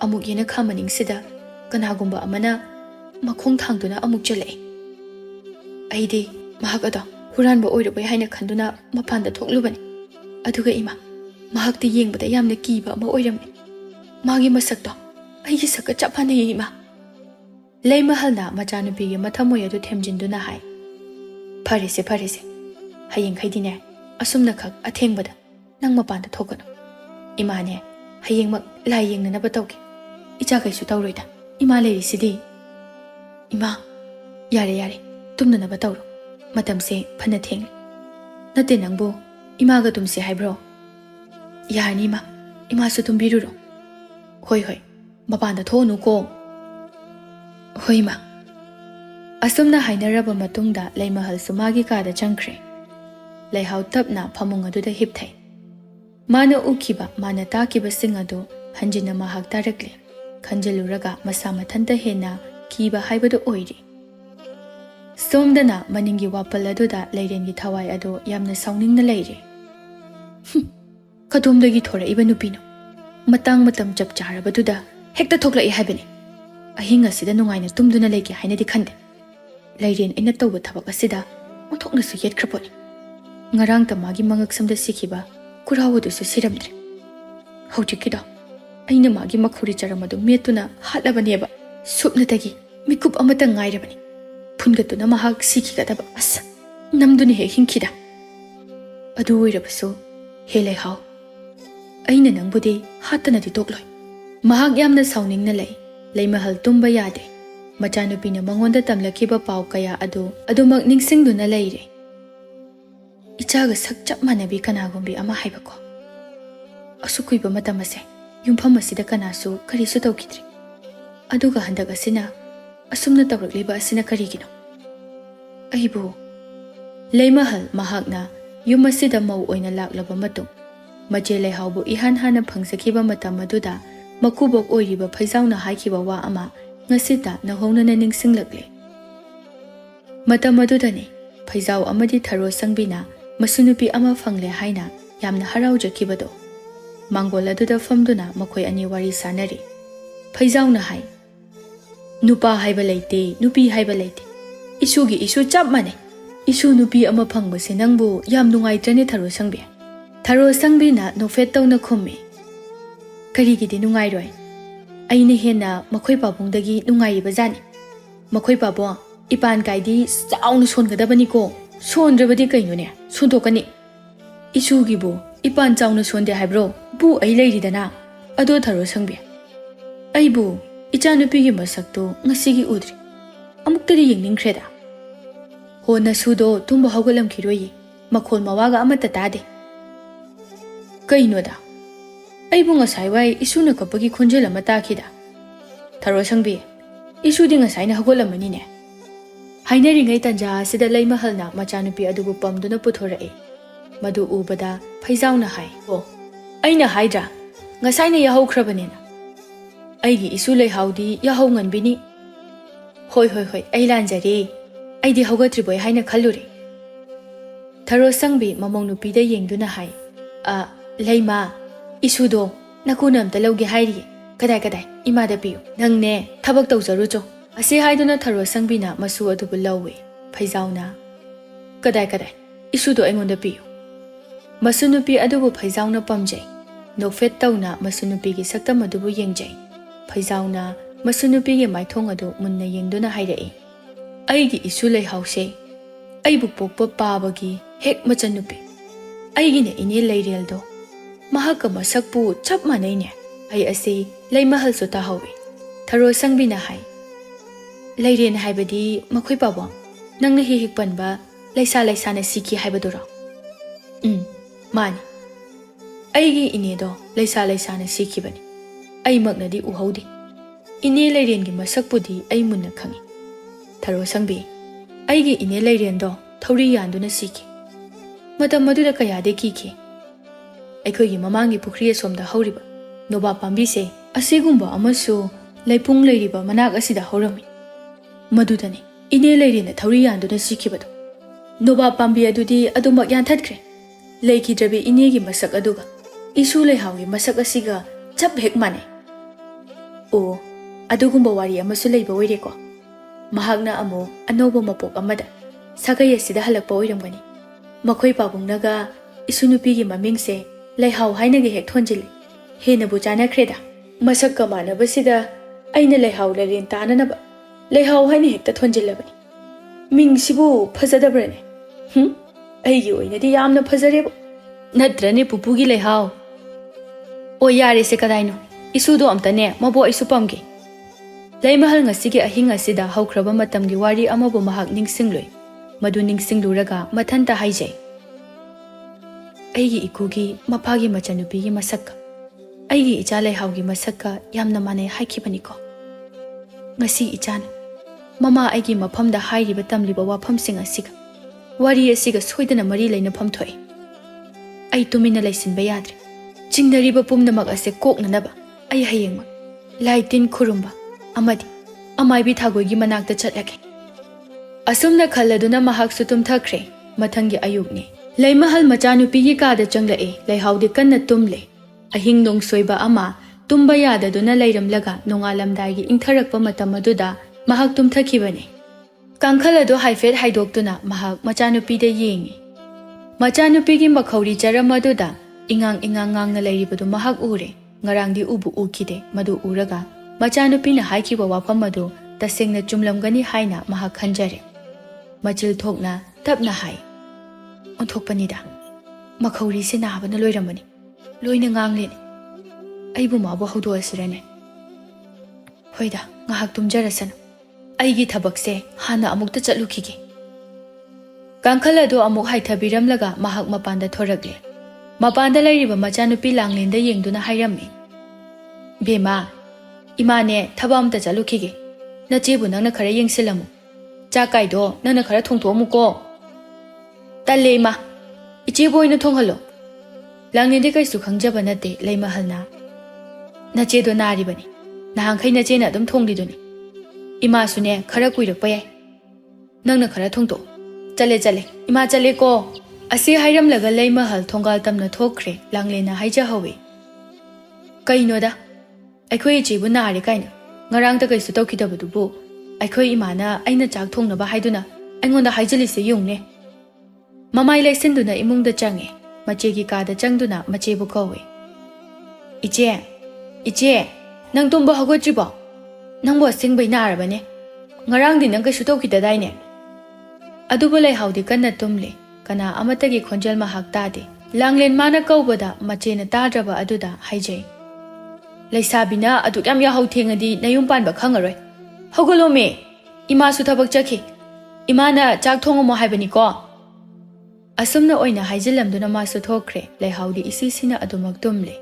Langlen chakhumda amuk change. Ngarang numidangi chak insang arimba khara leihobane. Ayuki chak adu thongba tanbana chak jajiktu oina charage haina khanduna mahak chak adu chananaba hotnai. Leiriba pukham adu makhada thangthaduna mahak chak pukham adudagi chak thiba hawi. Tanja asida tunglomdagi langlengi masam aduda paiduna khangchinglae. Langlen khangprek khangi maningda fat onthoktuna yengi aduga hai. Kanano? Iche? Kanano? Hauji aigi samda chingaidu kanano? Iche di tumhauri. Aduga kana? Mihul adu hena chonglagle chakhum aduda kana su leiba ude. Mamit aduna di koyeng yengi langlen chak chaning lamba adu phakre. Magi mihul adu chongduna mamit adu tapna chakhum gi yumthak aduda yengkhatlui. Maduda phaina phairiba wa adudagi migi masam mana asangba ama yanthaduna leiribadu hek urui. Machil aduda ima haina kanna lauduna mahak mapal tamna thuna chenthokhi. Langlena asumna kanna lauba asida ngasai makhai tumduna leiramba Leihao-di mikap hek thorakle. Mana haijai. Siangang sina mukadawre haban. Ayuk sida mana koilaw laurisina. Langlen mangol aduda leptuna masadu ipapa khatna leiri. Holiba sora dusu maning mamang amata samnadre. Amuk so mamituna imunglomda yengi. Kanano hajikiduba? Chakhum mathakta nupi ama leihori. Masamsu yamna sangi. Kanano duba? Leihao haugatke haina tawe. Mahakti tasengna ngarang ahingi thaudok adu pungkaw he kautokloi. Haugatke haiduna mangak adu hek thangkatpada chaina ama khangphau phaurai. Kaino? Aigi khaurisina asuk yam narisina. Aibo Makutuna magi khawri aduda paiduna yengi Leihao hojiktada mahak ngarang ahingi thaudok adu khangning ningsinglakle. Aigi sakmanabi mahakna aigi khawri charamasi paiduna mana kana metuna aibu hatnanaba hotnakhiko. Mana kana metkibagi oibatai aigi khawri asina asuk yamna kanna naribase. Imadubu mamabu amuk anirak ahumlak kawi tamalaktaba aduda mahak tapna hogotuna mapanda thorai. Mangolda manaw nupi Langlen na ipapa khana leiramba adu ubada Leihauna changsinduna hangi. Langlen, nangbu kaidaurage? Ayuksida nangna khanglaw lawridubu karigino? Ima leitabra? Haima, nangbu kaidaurage ba? Nasadusu ipapa khana uri. Langlen na makutto imungda thinduna macheda pau tame. Iche, chakhumda aina charawalingay aigi samse paiduna tungdagi kanagumba amana kanna hekta chingakpai wani. Aina yengthoklubadadine kanasu leiramdre. Adugadi iche, aina chakhumgi mathakta yengkhalubada wa phaibado aduda masam yamna sangba ma yanthaduna leho. Iche, ayamgi ai imungda changba yam kisei iche. Leihao manaw nupina tamliba pawa sibu tabada mahak khautak chai asumna hai. Nangna haisibu sengabrani Langlen? Hoi je, ayam kizari. Ima sulaide. Ai imungda changba ngamaroi je. Leihao na manaw nupigi mathamoy adubu phathaduna hai. Langlen, imungda bu kana leini haige. Nangi wakal na oini. Imungda ne kana sulaiba hongna deko. Iche, aigi imin bangna urabani. Ayam kizai haiba iche. Nangi wakal na oini ba. Sese, iche yengise. Ase haiduna Leihauna masada chingnaba kaya amaga loinana mahak imungda change. Masu handaki matang asida masada samil kaya ama phangkhrabani. Naha nongma ama numidang wairamda ising sokpa thongrada kumbada pukrida tasinkiba. Masada khautak icha chana mahak chakhumda change. Chakhum aduda koyeng yengi mathak makha kachin koya mahak yengi. Adubu kari sulaiba ude. Mapanda muk tholaktuna manaw nupida hai. Kaisu leiteda nangi wakal da oirini. Langlen, kaisu kigano. Iche leiri sidi. Sida phajana phamlaga leiro. Leihao makutta samjet ama paiduna masamadu hatle. Ukong tenda thetliba mingsel aduda amuk yengi. Mingsel aduda yengluba matamda magi makhawri charamaduda ingang na leiribadu hek urui. Madubu ubada mahaki thamoy adu hekta pakhatle. Asuk yamna ngangna. Sibu ngarangi thodok adugira. Asuk kanna mana aingonda metlamlaboy. Aina kanada kari lankhiduna mana ibo hatnanaba hotnaraklibano. Yumpham asida mahak masak lotuna aikhaibu temsingnarakliba misak ase lairamira haibado khangtoknaba hotnadaba yadre. Leihao maning adomda changkhre Langlendi mangol aduda adumak phamduna leihowi. Ngaihaki matungdani leimahal mayumda halakle. Lai khurumbagi pau pumba maibi thagogi maphamda loina tamlurabani. Hore nungthilda laklage haina hairakpadagi mahak mayumda halakhibani. Mangolda machanupi Langlen famduna leiribadu uraduna hai. Langlen, kaidaure nangna aduda mu ungduna phamliduna nachebu tumba hawatkrabo. Langlen hoi mai amata haida chumjingna phamle. Leihao su mamagi makhol tabaduda mapanda thorai. Ima haledana. Ima se horen lai khurumnaba iche thagogi manakta chalubani. Horen soidana la agena hairi. Aise horen lai khurumnaba mapot macai leiba kaithelda muk chaludoini. Macha Langlenda amuk mamai onsinduna. Langlen, nangbu chak thongamo haibadubu thongabo. Masida Leihau oina khumi. Ima, Langlen se masa se papa khalibani. Ha, ichabo kari tauragine. Leihau na mangonda Langlen tamlakiba pau pumba mamagi maphamda amuk loina tamme. Madu tabada leima haldi hena angakba haibadu oikre. Karino ne. Handaga sida aikhoi imung asida tawrakliba mawong matawsing asiba. Imagi bema pharise. Horen lai khurumlaga loina pharani. Phattaba laina bu yetlabasu mina bu yetlabasu. Horen di pharani. Leihau na amo. Ima chaktubudi aina thongi loigadawri. Si charaga kaithalda chatpiro. Hoi. Ado ngai khone. Nangi ngaksamda tariba takpham adubu. Ngaksam aduda yengi adumag ingangang na leiri. Horene hidak semaga daisi. ꯐꯅꯤꯗ ꯀꯩꯁꯨ ꯇꯧꯔꯣꯏ ꯐꯔꯦꯁꯦ ꯅꯪ ꯆꯥꯛꯇꯣ ꯂꯣꯏꯁꯤꯜꯂꯨꯔꯣ ꯍꯣꯏ ꯍꯥꯏꯗꯨꯅ ꯂꯩꯍꯥꯎ ꯏꯃꯨꯡꯗ ꯆꯪꯈꯤ ꯂꯩꯃꯍꯜꯅ ꯃꯆꯥ ꯂꯥꯡꯂꯦꯟꯒꯤ ꯃꯅꯥꯛꯇ ꯐꯝꯊꯗꯨꯅ ꯌꯦꯡꯉꯣꯏ ꯀꯩꯁꯨ ꯇꯧꯔꯣꯏꯁꯦ ꯏꯃꯥꯁꯨ ꯍꯜꯂꯛꯑꯁꯤꯗꯤ ꯑꯁꯨꯝ ꯇꯧꯅ ꯃꯈꯣꯏꯅ ꯌꯨꯝꯐꯝ ꯑꯁꯤꯗ ꯑꯣꯏꯔꯤꯕ ꯑꯁꯤꯒꯤ ꯃꯇꯥꯡꯗ ꯂꯥꯏ ꯇꯤꯟ ꯈꯨꯔꯨꯝ ꯊꯣꯛꯂꯁꯤ ꯍꯥꯏꯅ ꯋꯥ ꯈꯟꯅꯔꯦ ꯅꯨꯡꯊꯤꯜ ꯑꯗꯨ ꯈꯔ ꯊꯦꯡꯂꯞꯅ ꯃꯥꯏꯕꯤ ꯊꯥꯒꯣꯏ ꯑꯗꯨ ꯂꯥꯛꯂꯦ ꯃꯁꯥꯗ ꯂꯥꯏ ꯇꯤꯟꯒꯤ ꯑꯣꯏꯕ ꯂꯥꯏꯋꯥ ꯀꯌꯥ ꯑꯃ ꯂꯣꯏꯅꯈꯤꯕꯅ ꯂꯩꯃꯍꯜ ꯍꯣꯏꯒꯤ ꯏꯪꯈꯣꯜꯗ ꯃꯈꯣꯡ ꯑꯗꯨ ꯍꯦꯛ ꯊꯥꯡꯖꯤꯜꯂꯛꯄꯗ ꯏꯪꯈꯣꯜ ꯑꯗꯨꯗ ꯁꯤꯠꯂꯤꯕ ꯅꯨꯡꯁꯤꯠ ꯀꯔꯝꯕ ꯃꯈꯜꯒꯤ ꯅꯨꯡꯁꯤꯠꯅꯣ ꯍꯥꯏꯕ ꯃꯥꯅ ꯆꯞ ꯆꯥꯅ ꯈꯪꯂꯦ ꯃꯊꯃꯣꯏ ꯑꯗꯨꯗ ꯆꯤꯡꯅꯅ ꯃꯍꯥꯛ ꯌꯨꯝ ꯇꯝꯅ ꯆꯪꯉꯤ ꯂꯩꯃꯍꯜꯁꯨ ꯃꯥꯡꯒꯣꯜꯗ ꯂꯩꯔꯝꯃꯤ ꯃꯆꯦ ꯊꯥꯒꯣꯏ ꯂꯥꯛꯄ ꯎꯕꯗꯨꯗ ꯍꯔꯥꯎꯅ ꯀꯧꯏ ꯏꯆꯦ ꯂꯥꯛꯄꯤꯔꯦꯗꯅ ꯀꯥꯈꯠꯄꯤꯔꯛꯑꯣ ꯑꯩꯁꯦ ꯈꯔ ꯉꯟꯅ ꯂꯥꯛꯀꯦꯅ ꯇꯧꯕꯅꯤ ꯌꯨꯝꯗ ꯂꯥꯏ ꯌꯦꯡꯂꯤꯉꯩꯗ ꯈꯔ ꯊꯦꯡꯗꯣꯛꯈ꯭ꯔꯦ ꯀꯩꯁꯨ ꯀꯥꯏꯗꯦꯗ ꯏꯆꯦ ꯐꯤꯗꯥ ꯑꯃ ꯊꯥꯗꯨꯅ ꯃꯍꯥꯛ ꯐꯝꯊꯩ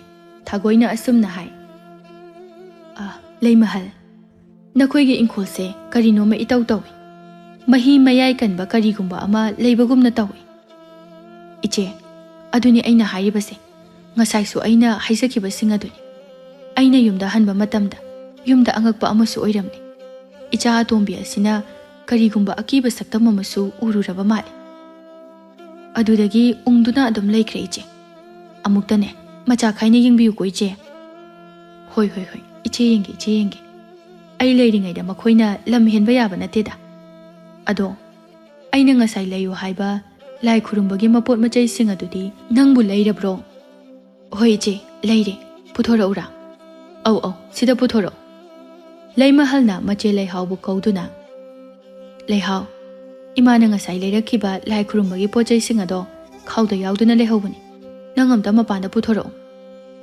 ꯃꯃꯥꯏ ꯑꯃꯨꯛ ꯑꯣꯟꯁꯤꯜꯂꯛꯇꯨꯅ ꯏꯆꯥꯁꯦ ꯉꯔꯥꯡ ꯑꯍꯤꯡ ꯊꯋꯥꯏ ꯊꯥꯔꯝꯒꯗꯕ ꯈꯖꯤꯛꯇ ꯉꯥꯏ ꯃꯃꯥ ꯑꯩꯅ ꯊꯣꯛꯂꯝꯗ꯭ꯔꯕꯗꯤ ꯁꯣꯏꯗꯅ ꯃꯊ꯭ꯋꯥꯏ ꯃꯥꯡꯂꯝꯒꯅꯤ ꯂꯩꯃꯍꯜ ꯑꯩꯅ ꯁꯨꯝ ꯈꯟꯕꯗ ꯅꯈꯣꯏꯒꯤ ꯏꯪꯈꯣꯜ ꯑꯁꯤꯗ ꯁꯤꯈ꯭ꯔꯕ ꯊꯋꯥꯏ ꯑꯃꯈꯛꯅ ꯍꯜꯂꯛꯄꯒꯨꯝ ꯇꯧꯔꯤ ꯂꯥꯏ ꯈꯨꯔꯨꯝꯂꯒ ꯌꯦꯡꯁꯤꯀꯣ ꯃꯄꯣꯠ ꯃꯆꯩꯁꯤꯡ ꯑꯗꯨ ಲಾಂಗ್ದುꯅ ꯃꯥꯏꯕꯤ ꯊꯥꯒꯣꯏꯅ ꯂꯥꯏ ꯈꯨꯔꯨꯝꯕ ꯍꯧꯅꯅꯕ ꯁꯦꯝ ꯁꯥꯔꯤ ꯑꯗꯨꯕꯨ ꯅꯨꯡꯊꯤꯜ ꯑꯗꯨꯗ ꯂꯥꯏ ꯈꯨꯔꯨꯝꯒꯦ ꯍꯥꯏꯅ ꯇꯧꯕꯗꯨ ꯌꯥꯗ꯭ꯔꯦ ꯂꯩꯃꯍꯜ ꯅꯨꯡꯊꯤꯜ ꯑꯁꯤꯗ ꯂꯥꯏ ꯈꯨꯔꯨꯝꯕ ꯑꯁꯤ ꯌꯥꯔꯣꯏꯗꯧꯔꯤ ꯑꯗꯨꯅꯅꯦ ꯅꯨꯃꯤꯠ ꯇꯥꯕ ꯉꯥꯏꯔꯁꯤ ꯍꯣꯏ ꯍꯥꯏꯗꯨꯅ ꯅꯨꯃꯤꯠ ꯇꯥꯕ ꯉꯥꯏꯈ꯭ꯔꯦ ꯂꯩꯍꯥꯎꯒ ꯂꯥꯡꯂꯦꯟꯒꯗꯤ ꯏꯃꯨꯡꯗ ꯂꯩꯔꯤ ꯊꯥꯒꯣꯏꯅ ꯂꯩꯃꯍꯜꯗ ꯍꯥꯏ ꯂꯩꯃꯍꯜ ꯅꯪꯁꯨ ꯏꯃꯨꯡꯗ ꯆꯪꯂꯣ ꯌꯨꯝꯒꯤ ꯊꯣꯡꯅꯥꯎ ꯑꯗꯣ ꯆꯦꯠꯅ ꯂꯣꯟꯁꯤꯟꯗꯨꯅ ꯂꯩꯌꯨ ꯑꯩ ꯂꯥꯏ ꯈꯨꯔꯨꯝꯕ ꯍꯧꯔꯒꯦ ꯃꯍꯤ ꯃꯌꯥꯏ ꯀꯟꯕ ꯊꯋꯥꯏ ꯃꯤꯔꯦꯡꯄꯥꯜ ꯑꯃꯈꯛ ꯏꯪꯈꯣꯜ ꯑꯁꯤꯒꯤ ꯃꯅꯨꯡꯗ ꯂꯩꯔꯦ ꯃꯥꯕꯨ ꯑꯩꯅ ꯇꯥꯟꯒꯦ ꯑꯩꯅ ꯀꯧꯔꯛꯇ꯭ꯔꯤꯕ ꯃꯈꯩ ꯅꯈꯣꯏ ꯀꯅꯥ ꯑꯃꯠꯇ ꯃꯄꯥꯟꯗ ꯊꯣꯔꯛꯄ ꯌꯥꯗꯦꯀꯣ ꯍꯣꯏ ꯍꯥꯏꯗꯨꯅ ꯂꯩꯃꯍꯜ ꯏꯃꯨꯡꯗ ꯆꯪꯈ꯭ꯔꯦ ꯃꯆꯥ ꯑꯅꯤꯒ ꯃꯍꯥꯛ ꯏꯃꯨꯡꯗ ꯂꯩꯈ꯭ꯔꯦ ꯃꯊꯃꯣꯏꯗ ꯀꯔꯤꯕꯨ ꯑꯣꯏꯔꯛꯄ ꯍꯥꯏꯗꯨꯅ ꯌꯥꯝꯅ ꯄꯥꯈꯠꯆꯩ ꯉꯔꯥꯡꯗꯒꯤꯅꯤ ꯅꯨꯡꯊꯤ ꯅꯣꯡꯃꯪꯕ ꯅꯣꯡꯗꯤ ꯇꯥꯗꯦ ꯉꯁꯤꯁꯨ ꯑꯗꯨꯃꯛ ꯃꯝꯂꯤ ꯃꯝꯁꯤꯟꯈꯤꯕ ꯉꯥꯏꯍꯥꯛ ꯑꯣꯏꯔꯛꯂꯦ ꯁꯨꯃꯥꯡ ꯃꯇꯣꯜ ꯑꯗꯨꯗ ꯊꯥꯒꯣꯏꯅ ꯃꯈꯨꯠꯇ ꯌꯥꯡꯀꯣꯛ ꯑꯃ ꯄꯥꯏꯗꯨꯅ ꯃꯗꯨꯗ ꯀꯔꯤꯅꯣ ꯈꯔ ꯍꯥꯞꯇꯨꯅ ꯆꯦꯡ ꯈꯩꯕꯒꯨꯝꯅ ꯍꯦꯛꯇ ꯅꯤꯛꯂꯝꯃꯤ ꯃꯆꯤꯜ ꯑꯗꯨꯗ ꯃꯥꯅ ꯈꯪꯖꯕ ꯂꯥꯏꯋꯥ ꯀꯌꯥ ꯑꯃꯁꯨ ꯂꯦꯞꯄ ꯂꯩꯇꯅ ꯁꯣꯜꯂꯤ ꯃꯍꯩ ꯍꯩꯕꯗ ꯃꯃꯤꯡ ꯆꯠꯂꯤꯕ ꯃꯍꯥꯛꯅꯤ ꯃꯍꯥꯛꯅ ꯑꯗꯨꯝꯅ ꯂꯦꯞꯄ ꯂꯩꯇꯅ ꯂꯥꯏꯋꯥ ꯁꯣꯜꯂꯕꯗ ꯂꯦꯞꯄ ꯂꯩꯇꯅ ꯌꯥꯡꯀꯣꯛ ꯑꯗꯨ ꯈꯩꯔꯕꯗ ꯂꯩꯄꯨꯡꯒꯤ ꯂꯩꯀ꯭ꯔꯛ ꯃꯅꯨꯡꯗꯒꯤ ꯁꯥꯊꯨꯞꯇꯨꯅ ꯂꯩꯔꯝꯕ ꯂꯩꯔꯦꯟꯒꯤ ꯊꯋꯥꯏ ꯑꯗꯨ ꯂꯩꯀ꯭ꯔꯛ ꯃꯅꯨꯡ ꯑꯗꯨꯗ ꯂꯩꯕ ꯉꯝꯂꯛꯇ꯭ꯔꯦ ꯃꯥꯕꯨ ꯀꯔꯤꯒꯨꯝꯕ ꯑꯃꯅ ꯆꯤꯡꯕꯒꯨꯝꯅ ꯇꯧꯔꯛꯂꯦ ꯀꯅꯥꯅꯣ ꯑꯩꯒꯤ ꯃꯇꯝ ꯌꯧꯗ꯭ꯔꯤꯉꯩꯗ ꯑꯩꯕꯨ ꯊꯣꯛꯂꯛꯅꯕ ꯍꯥꯏꯗꯨꯅ ꯆꯤꯡꯂꯤꯕ ꯃꯥꯅ ꯑꯩꯕꯨ ꯈꯟꯅ ꯆꯤꯡꯈ꯭ꯔꯦ ꯂꯩꯔꯦꯟꯒꯤ ꯊꯋꯥꯏ ꯑꯗꯨ ꯊꯣꯛꯇꯕ ꯌꯥꯗ꯭ꯔꯗꯨꯅ ꯃꯍꯥꯛ ꯊꯣꯔꯛꯂꯦ ꯏꯈꯪ ꯈꯪꯍꯧꯗꯅ ꯅꯨꯡꯁꯤꯠ ꯑꯗꯨꯁꯨ ꯉꯥꯎꯅ ꯐꯩꯅ ꯁꯤꯜꯂꯛꯂꯦ ꯃꯥꯏꯕꯤ ꯊꯥꯒꯣꯏꯅ ꯊꯣꯔꯛꯂꯤꯕ ꯊꯋꯥꯏ ꯑꯗꯨꯕꯨ ꯎꯔꯦ ꯃꯈꯨꯠꯇ ꯄꯥꯏꯔꯝꯕ ꯌꯥꯡꯀꯣꯛ ꯑꯗꯨ ꯃꯈꯥꯗ ꯊꯝꯗꯨꯅ ꯊꯋꯥꯏ ꯑꯗꯨꯗ ꯌꯦꯡꯗꯨꯅ ꯍꯥꯏ ꯀꯔꯤꯒꯤꯅꯣ ꯅꯪꯅ ꯌꯨꯝ ꯑꯁꯤꯗ ꯑꯀꯤ ꯑꯈꯪ ꯄꯤꯔꯤꯕ ꯏꯆꯝ ꯆꯝꯅ ꯍꯤꯡꯖꯔꯤꯕ ꯃꯍꯥꯛꯄꯨ ꯅꯪꯅ ꯍꯥꯠꯅꯅꯕ ꯍꯣꯠꯅꯔꯤꯕ ꯀꯔꯤꯒꯤꯅꯣ ꯃꯁꯤꯗ ꯑꯁꯨꯝꯅ ꯈꯨꯝꯂꯛꯏ ꯑꯩ ꯂꯩꯔꯦꯅꯤ ꯌꯨꯝꯐꯝ ꯑꯁꯦ ꯑꯩꯒꯤꯅꯤ ꯑꯩꯒꯤ ꯈꯣꯏꯔꯤ ꯅꯥꯎꯐꯝ ꯇꯥꯐꯝꯅꯤ ꯑꯩ ꯃꯐꯝ ꯑꯁꯤꯗ ꯍꯤꯡꯒꯅꯤ ꯌꯨꯝ ꯑꯁꯤꯗ ꯑꯩ ꯅꯠꯇꯕ ꯀꯅꯥ ꯑꯃꯠꯇ ꯂꯩꯕ ꯌꯥꯔꯣꯏ ꯃꯗꯨ ꯑꯣꯏꯊꯣꯛꯄ ꯌꯥꯕ ꯅꯠꯇꯦ ꯅꯪꯒꯤ ꯑꯁꯤꯕ ꯊꯋꯥꯏꯅꯤ ꯅꯪꯒꯤ ꯍꯛꯆꯥꯡ ꯄꯣꯂꯥꯡꯅ ꯂꯩꯔꯣꯟ ꯆꯟꯈꯤꯕ ꯀꯨꯏꯔꯦ ꯑꯩꯒꯤ ꯍꯛꯆꯥꯡ ꯄꯣꯂꯥꯡꯅ ꯂꯩꯔꯣꯟ ꯆꯟꯈ꯭ꯔꯕꯁꯨ ꯑꯩꯗꯤ ꯉꯁꯤꯁꯨ ꯍꯤꯡꯂꯤ ꯑꯩꯅ ꯂꯩꯍꯥꯎꯕꯨ ꯍꯥꯠꯀꯅꯤ ꯑꯗꯨꯒ ꯑꯩ ꯌꯨꯝ ꯑꯁꯤꯗ ꯂꯩꯒꯅꯤ ꯑꯗꯨꯉꯩ ꯑꯩꯅ ꯇꯥꯏꯕꯪꯂꯛꯇ ꯇꯤꯜꯂꯤꯉꯩ ꯃꯇꯝꯗ ꯑꯩꯍꯥꯛ ꯅꯤꯡꯉꯝꯗꯅ ꯁꯤꯈꯤ ꯑꯩꯒꯤ ꯄꯨꯟꯁꯤꯒꯤ ꯋꯥꯔꯤꯁꯨ ꯂꯣꯏꯁꯤꯟꯈꯤꯗꯦ ꯑꯗꯨꯅ ꯑꯩ ꯑꯃꯨꯛ ꯍꯟꯅ ꯍꯤꯡꯈꯤꯅꯤ ꯍꯩ ꯑꯁꯤꯕ ꯊꯋꯥꯏꯒ ꯑꯍꯤꯡꯕ ꯊꯋꯥꯏꯒ ꯀꯩꯗꯧꯅꯨꯡꯗ ꯂꯩꯃꯤꯟꯅꯕ ꯌꯥꯗꯦ ꯅꯪꯅ ꯏꯪꯈꯣꯜ ꯑꯁꯤꯗ ꯁꯥꯐꯣꯡꯗꯨꯅ ꯑꯀꯤ ꯑꯈꯪ ꯄꯤꯕꯗꯣ ꯉꯁꯤꯗꯒꯤ ꯇꯣꯛꯀꯗꯕꯅꯤ ꯀꯔꯤꯒꯤ ꯑꯩꯅ ꯃꯈꯣꯏꯗ ꯑꯀꯤ ꯑꯈꯪ ꯄꯤꯕ ꯑꯁꯤ ꯇꯣꯛꯀꯗꯣꯔꯤꯕ ꯅꯪꯁꯤꯕꯨ ꯀꯅꯥꯅꯣ ꯑꯩꯅ ꯇꯧꯕ ꯊꯕꯛꯇ ꯅꯪꯅ ꯌꯦꯠꯀꯦ ꯍꯥꯏꯅ ꯈꯛ ꯈꯟꯒꯅꯨ ꯃꯗꯨꯅ ꯅꯪꯒꯤ ꯑꯐꯕ ꯈꯛ ꯑꯣꯏꯔꯣꯏ ꯅꯪꯕꯨ ꯉꯁꯤꯒꯤ ꯅꯨꯃꯤꯠ ꯑꯁꯤꯗ ꯂꯣꯏꯁꯤꯟꯒꯦ ꯍꯥꯏꯗꯨꯅ ꯑꯩ ꯂꯥꯛꯂꯤꯕꯅꯤ ꯊꯋꯥꯏ ꯆꯤꯛꯂꯥ ꯑꯣꯏꯔꯕ ꯅꯪꯗꯤ ꯃꯄꯨꯒꯤ ꯅꯥꯛꯇꯝꯅ ꯆꯠꯆꯈꯣ ꯇꯥꯏꯕꯪꯂꯛꯇ ꯅꯪ ꯂꯩꯕ ꯌꯥꯗꯦ ꯑꯁꯤ ꯍꯥꯏꯗꯨꯅ ꯌꯥꯡꯀꯣꯛ ꯑꯗꯨ ꯑꯃꯨꯛ ꯄꯥꯏꯈꯠꯇꯨꯅ ꯈꯩꯕ ꯍꯧꯔꯝꯃꯤ ꯈꯩꯕ ꯌꯥꯕ ꯈꯩꯔꯕ ꯃꯇꯨꯡꯗ ꯌꯥꯡꯀꯣꯛ ꯑꯗꯨꯗ ꯌꯥꯎꯕ ꯄꯤꯖꯠ ꯄꯤꯀꯥꯏꯅ ꯁꯥꯕ ꯂꯥꯏꯐꯗꯤꯕꯤ ꯑꯗꯨ ꯃꯩ ꯆꯨꯗꯨꯅ ꯊꯥꯔꯝꯃꯤ ꯂꯩꯔꯦꯟꯒꯤ ꯊꯋꯥꯏ ꯑꯗꯨ ꯃꯩꯁꯥ ꯐꯪꯂꯦ ꯃꯍꯥꯛ ꯃꯈꯣꯜ ꯊꯣꯛꯅ ꯀꯣꯏꯔꯥꯎ ꯂꯥꯎꯏ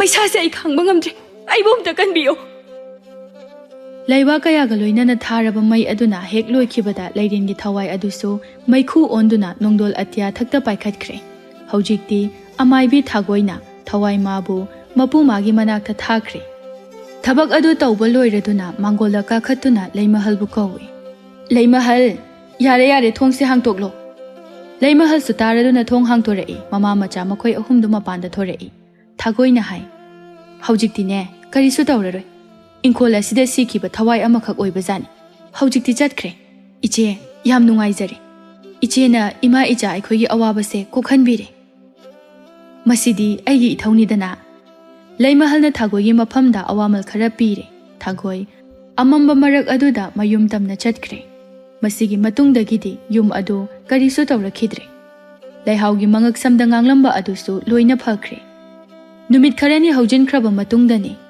ꯂꯩꯔꯤꯕ ꯂꯝꯄꯥꯛ ꯑꯗꯨꯒꯤ ꯆꯤꯗꯥꯏꯗ ꯃꯥꯟꯖꯒ ꯂꯩꯍꯥꯎꯒ ꯀꯨꯁꯨꯝꯒ ꯃꯈꯣꯏ ꯑꯍꯨꯝ ꯂꯩꯔꯤ ꯂꯩꯍꯥꯎ ꯍꯧꯖꯤꯛꯇꯤ ꯑꯁꯦꯡꯕ ꯄꯨꯝꯕ ꯂꯣꯏꯅ ꯈꯪꯂꯦ ꯃꯇꯥ ꯀꯨꯁꯨꯝꯗ ꯃꯥꯅ ꯑꯁꯨꯝꯅ ꯍꯥꯏ ꯏꯇꯥ ꯑꯩꯅ ꯅꯪꯒꯤ ꯅꯐꯝꯗ ꯍꯥꯏꯈꯤꯕꯁꯤꯡ ꯑꯗꯣ ꯑꯩ ꯌꯥꯝꯅ ꯂꯥꯟꯈ꯭ꯔꯦ ꯑꯩꯕꯨ ꯑꯃꯨꯛꯇ ꯉꯥꯛꯄꯤꯌꯨꯀꯣ ꯏꯇꯥ ꯑꯩ ꯀꯩꯁꯨ ꯈꯟꯗ꯭ꯔꯦ ꯍꯧꯖꯤꯛꯇꯤ ꯑꯩꯁꯨ ꯅꯪꯒꯤ ꯋꯥꯔꯤ ꯄꯨꯝꯕ ꯂꯣꯏꯅ ꯈꯪꯂꯦ ꯑꯁꯨꯝꯅ ꯃꯈꯣꯏ ꯑꯅꯤ ꯆꯝꯊꯣꯛꯅꯔꯦ ꯍꯥꯟꯅꯒꯨꯝꯅ ꯃꯇꯥ ꯑꯃ ꯑꯣꯏꯅ ꯃꯈꯣꯏ ꯑꯅꯤ ꯅꯨꯡꯁꯤꯅꯔꯦ ꯅꯨꯃꯤꯠ ꯑꯁꯤꯗ ꯃꯥꯟꯖꯅ ꯂꯩꯍꯥꯎꯕꯨ ꯃꯌꯨꯝ ꯇꯝꯅ ꯄꯨꯗꯨꯅ ꯆꯠꯈꯤꯔꯝꯃꯤ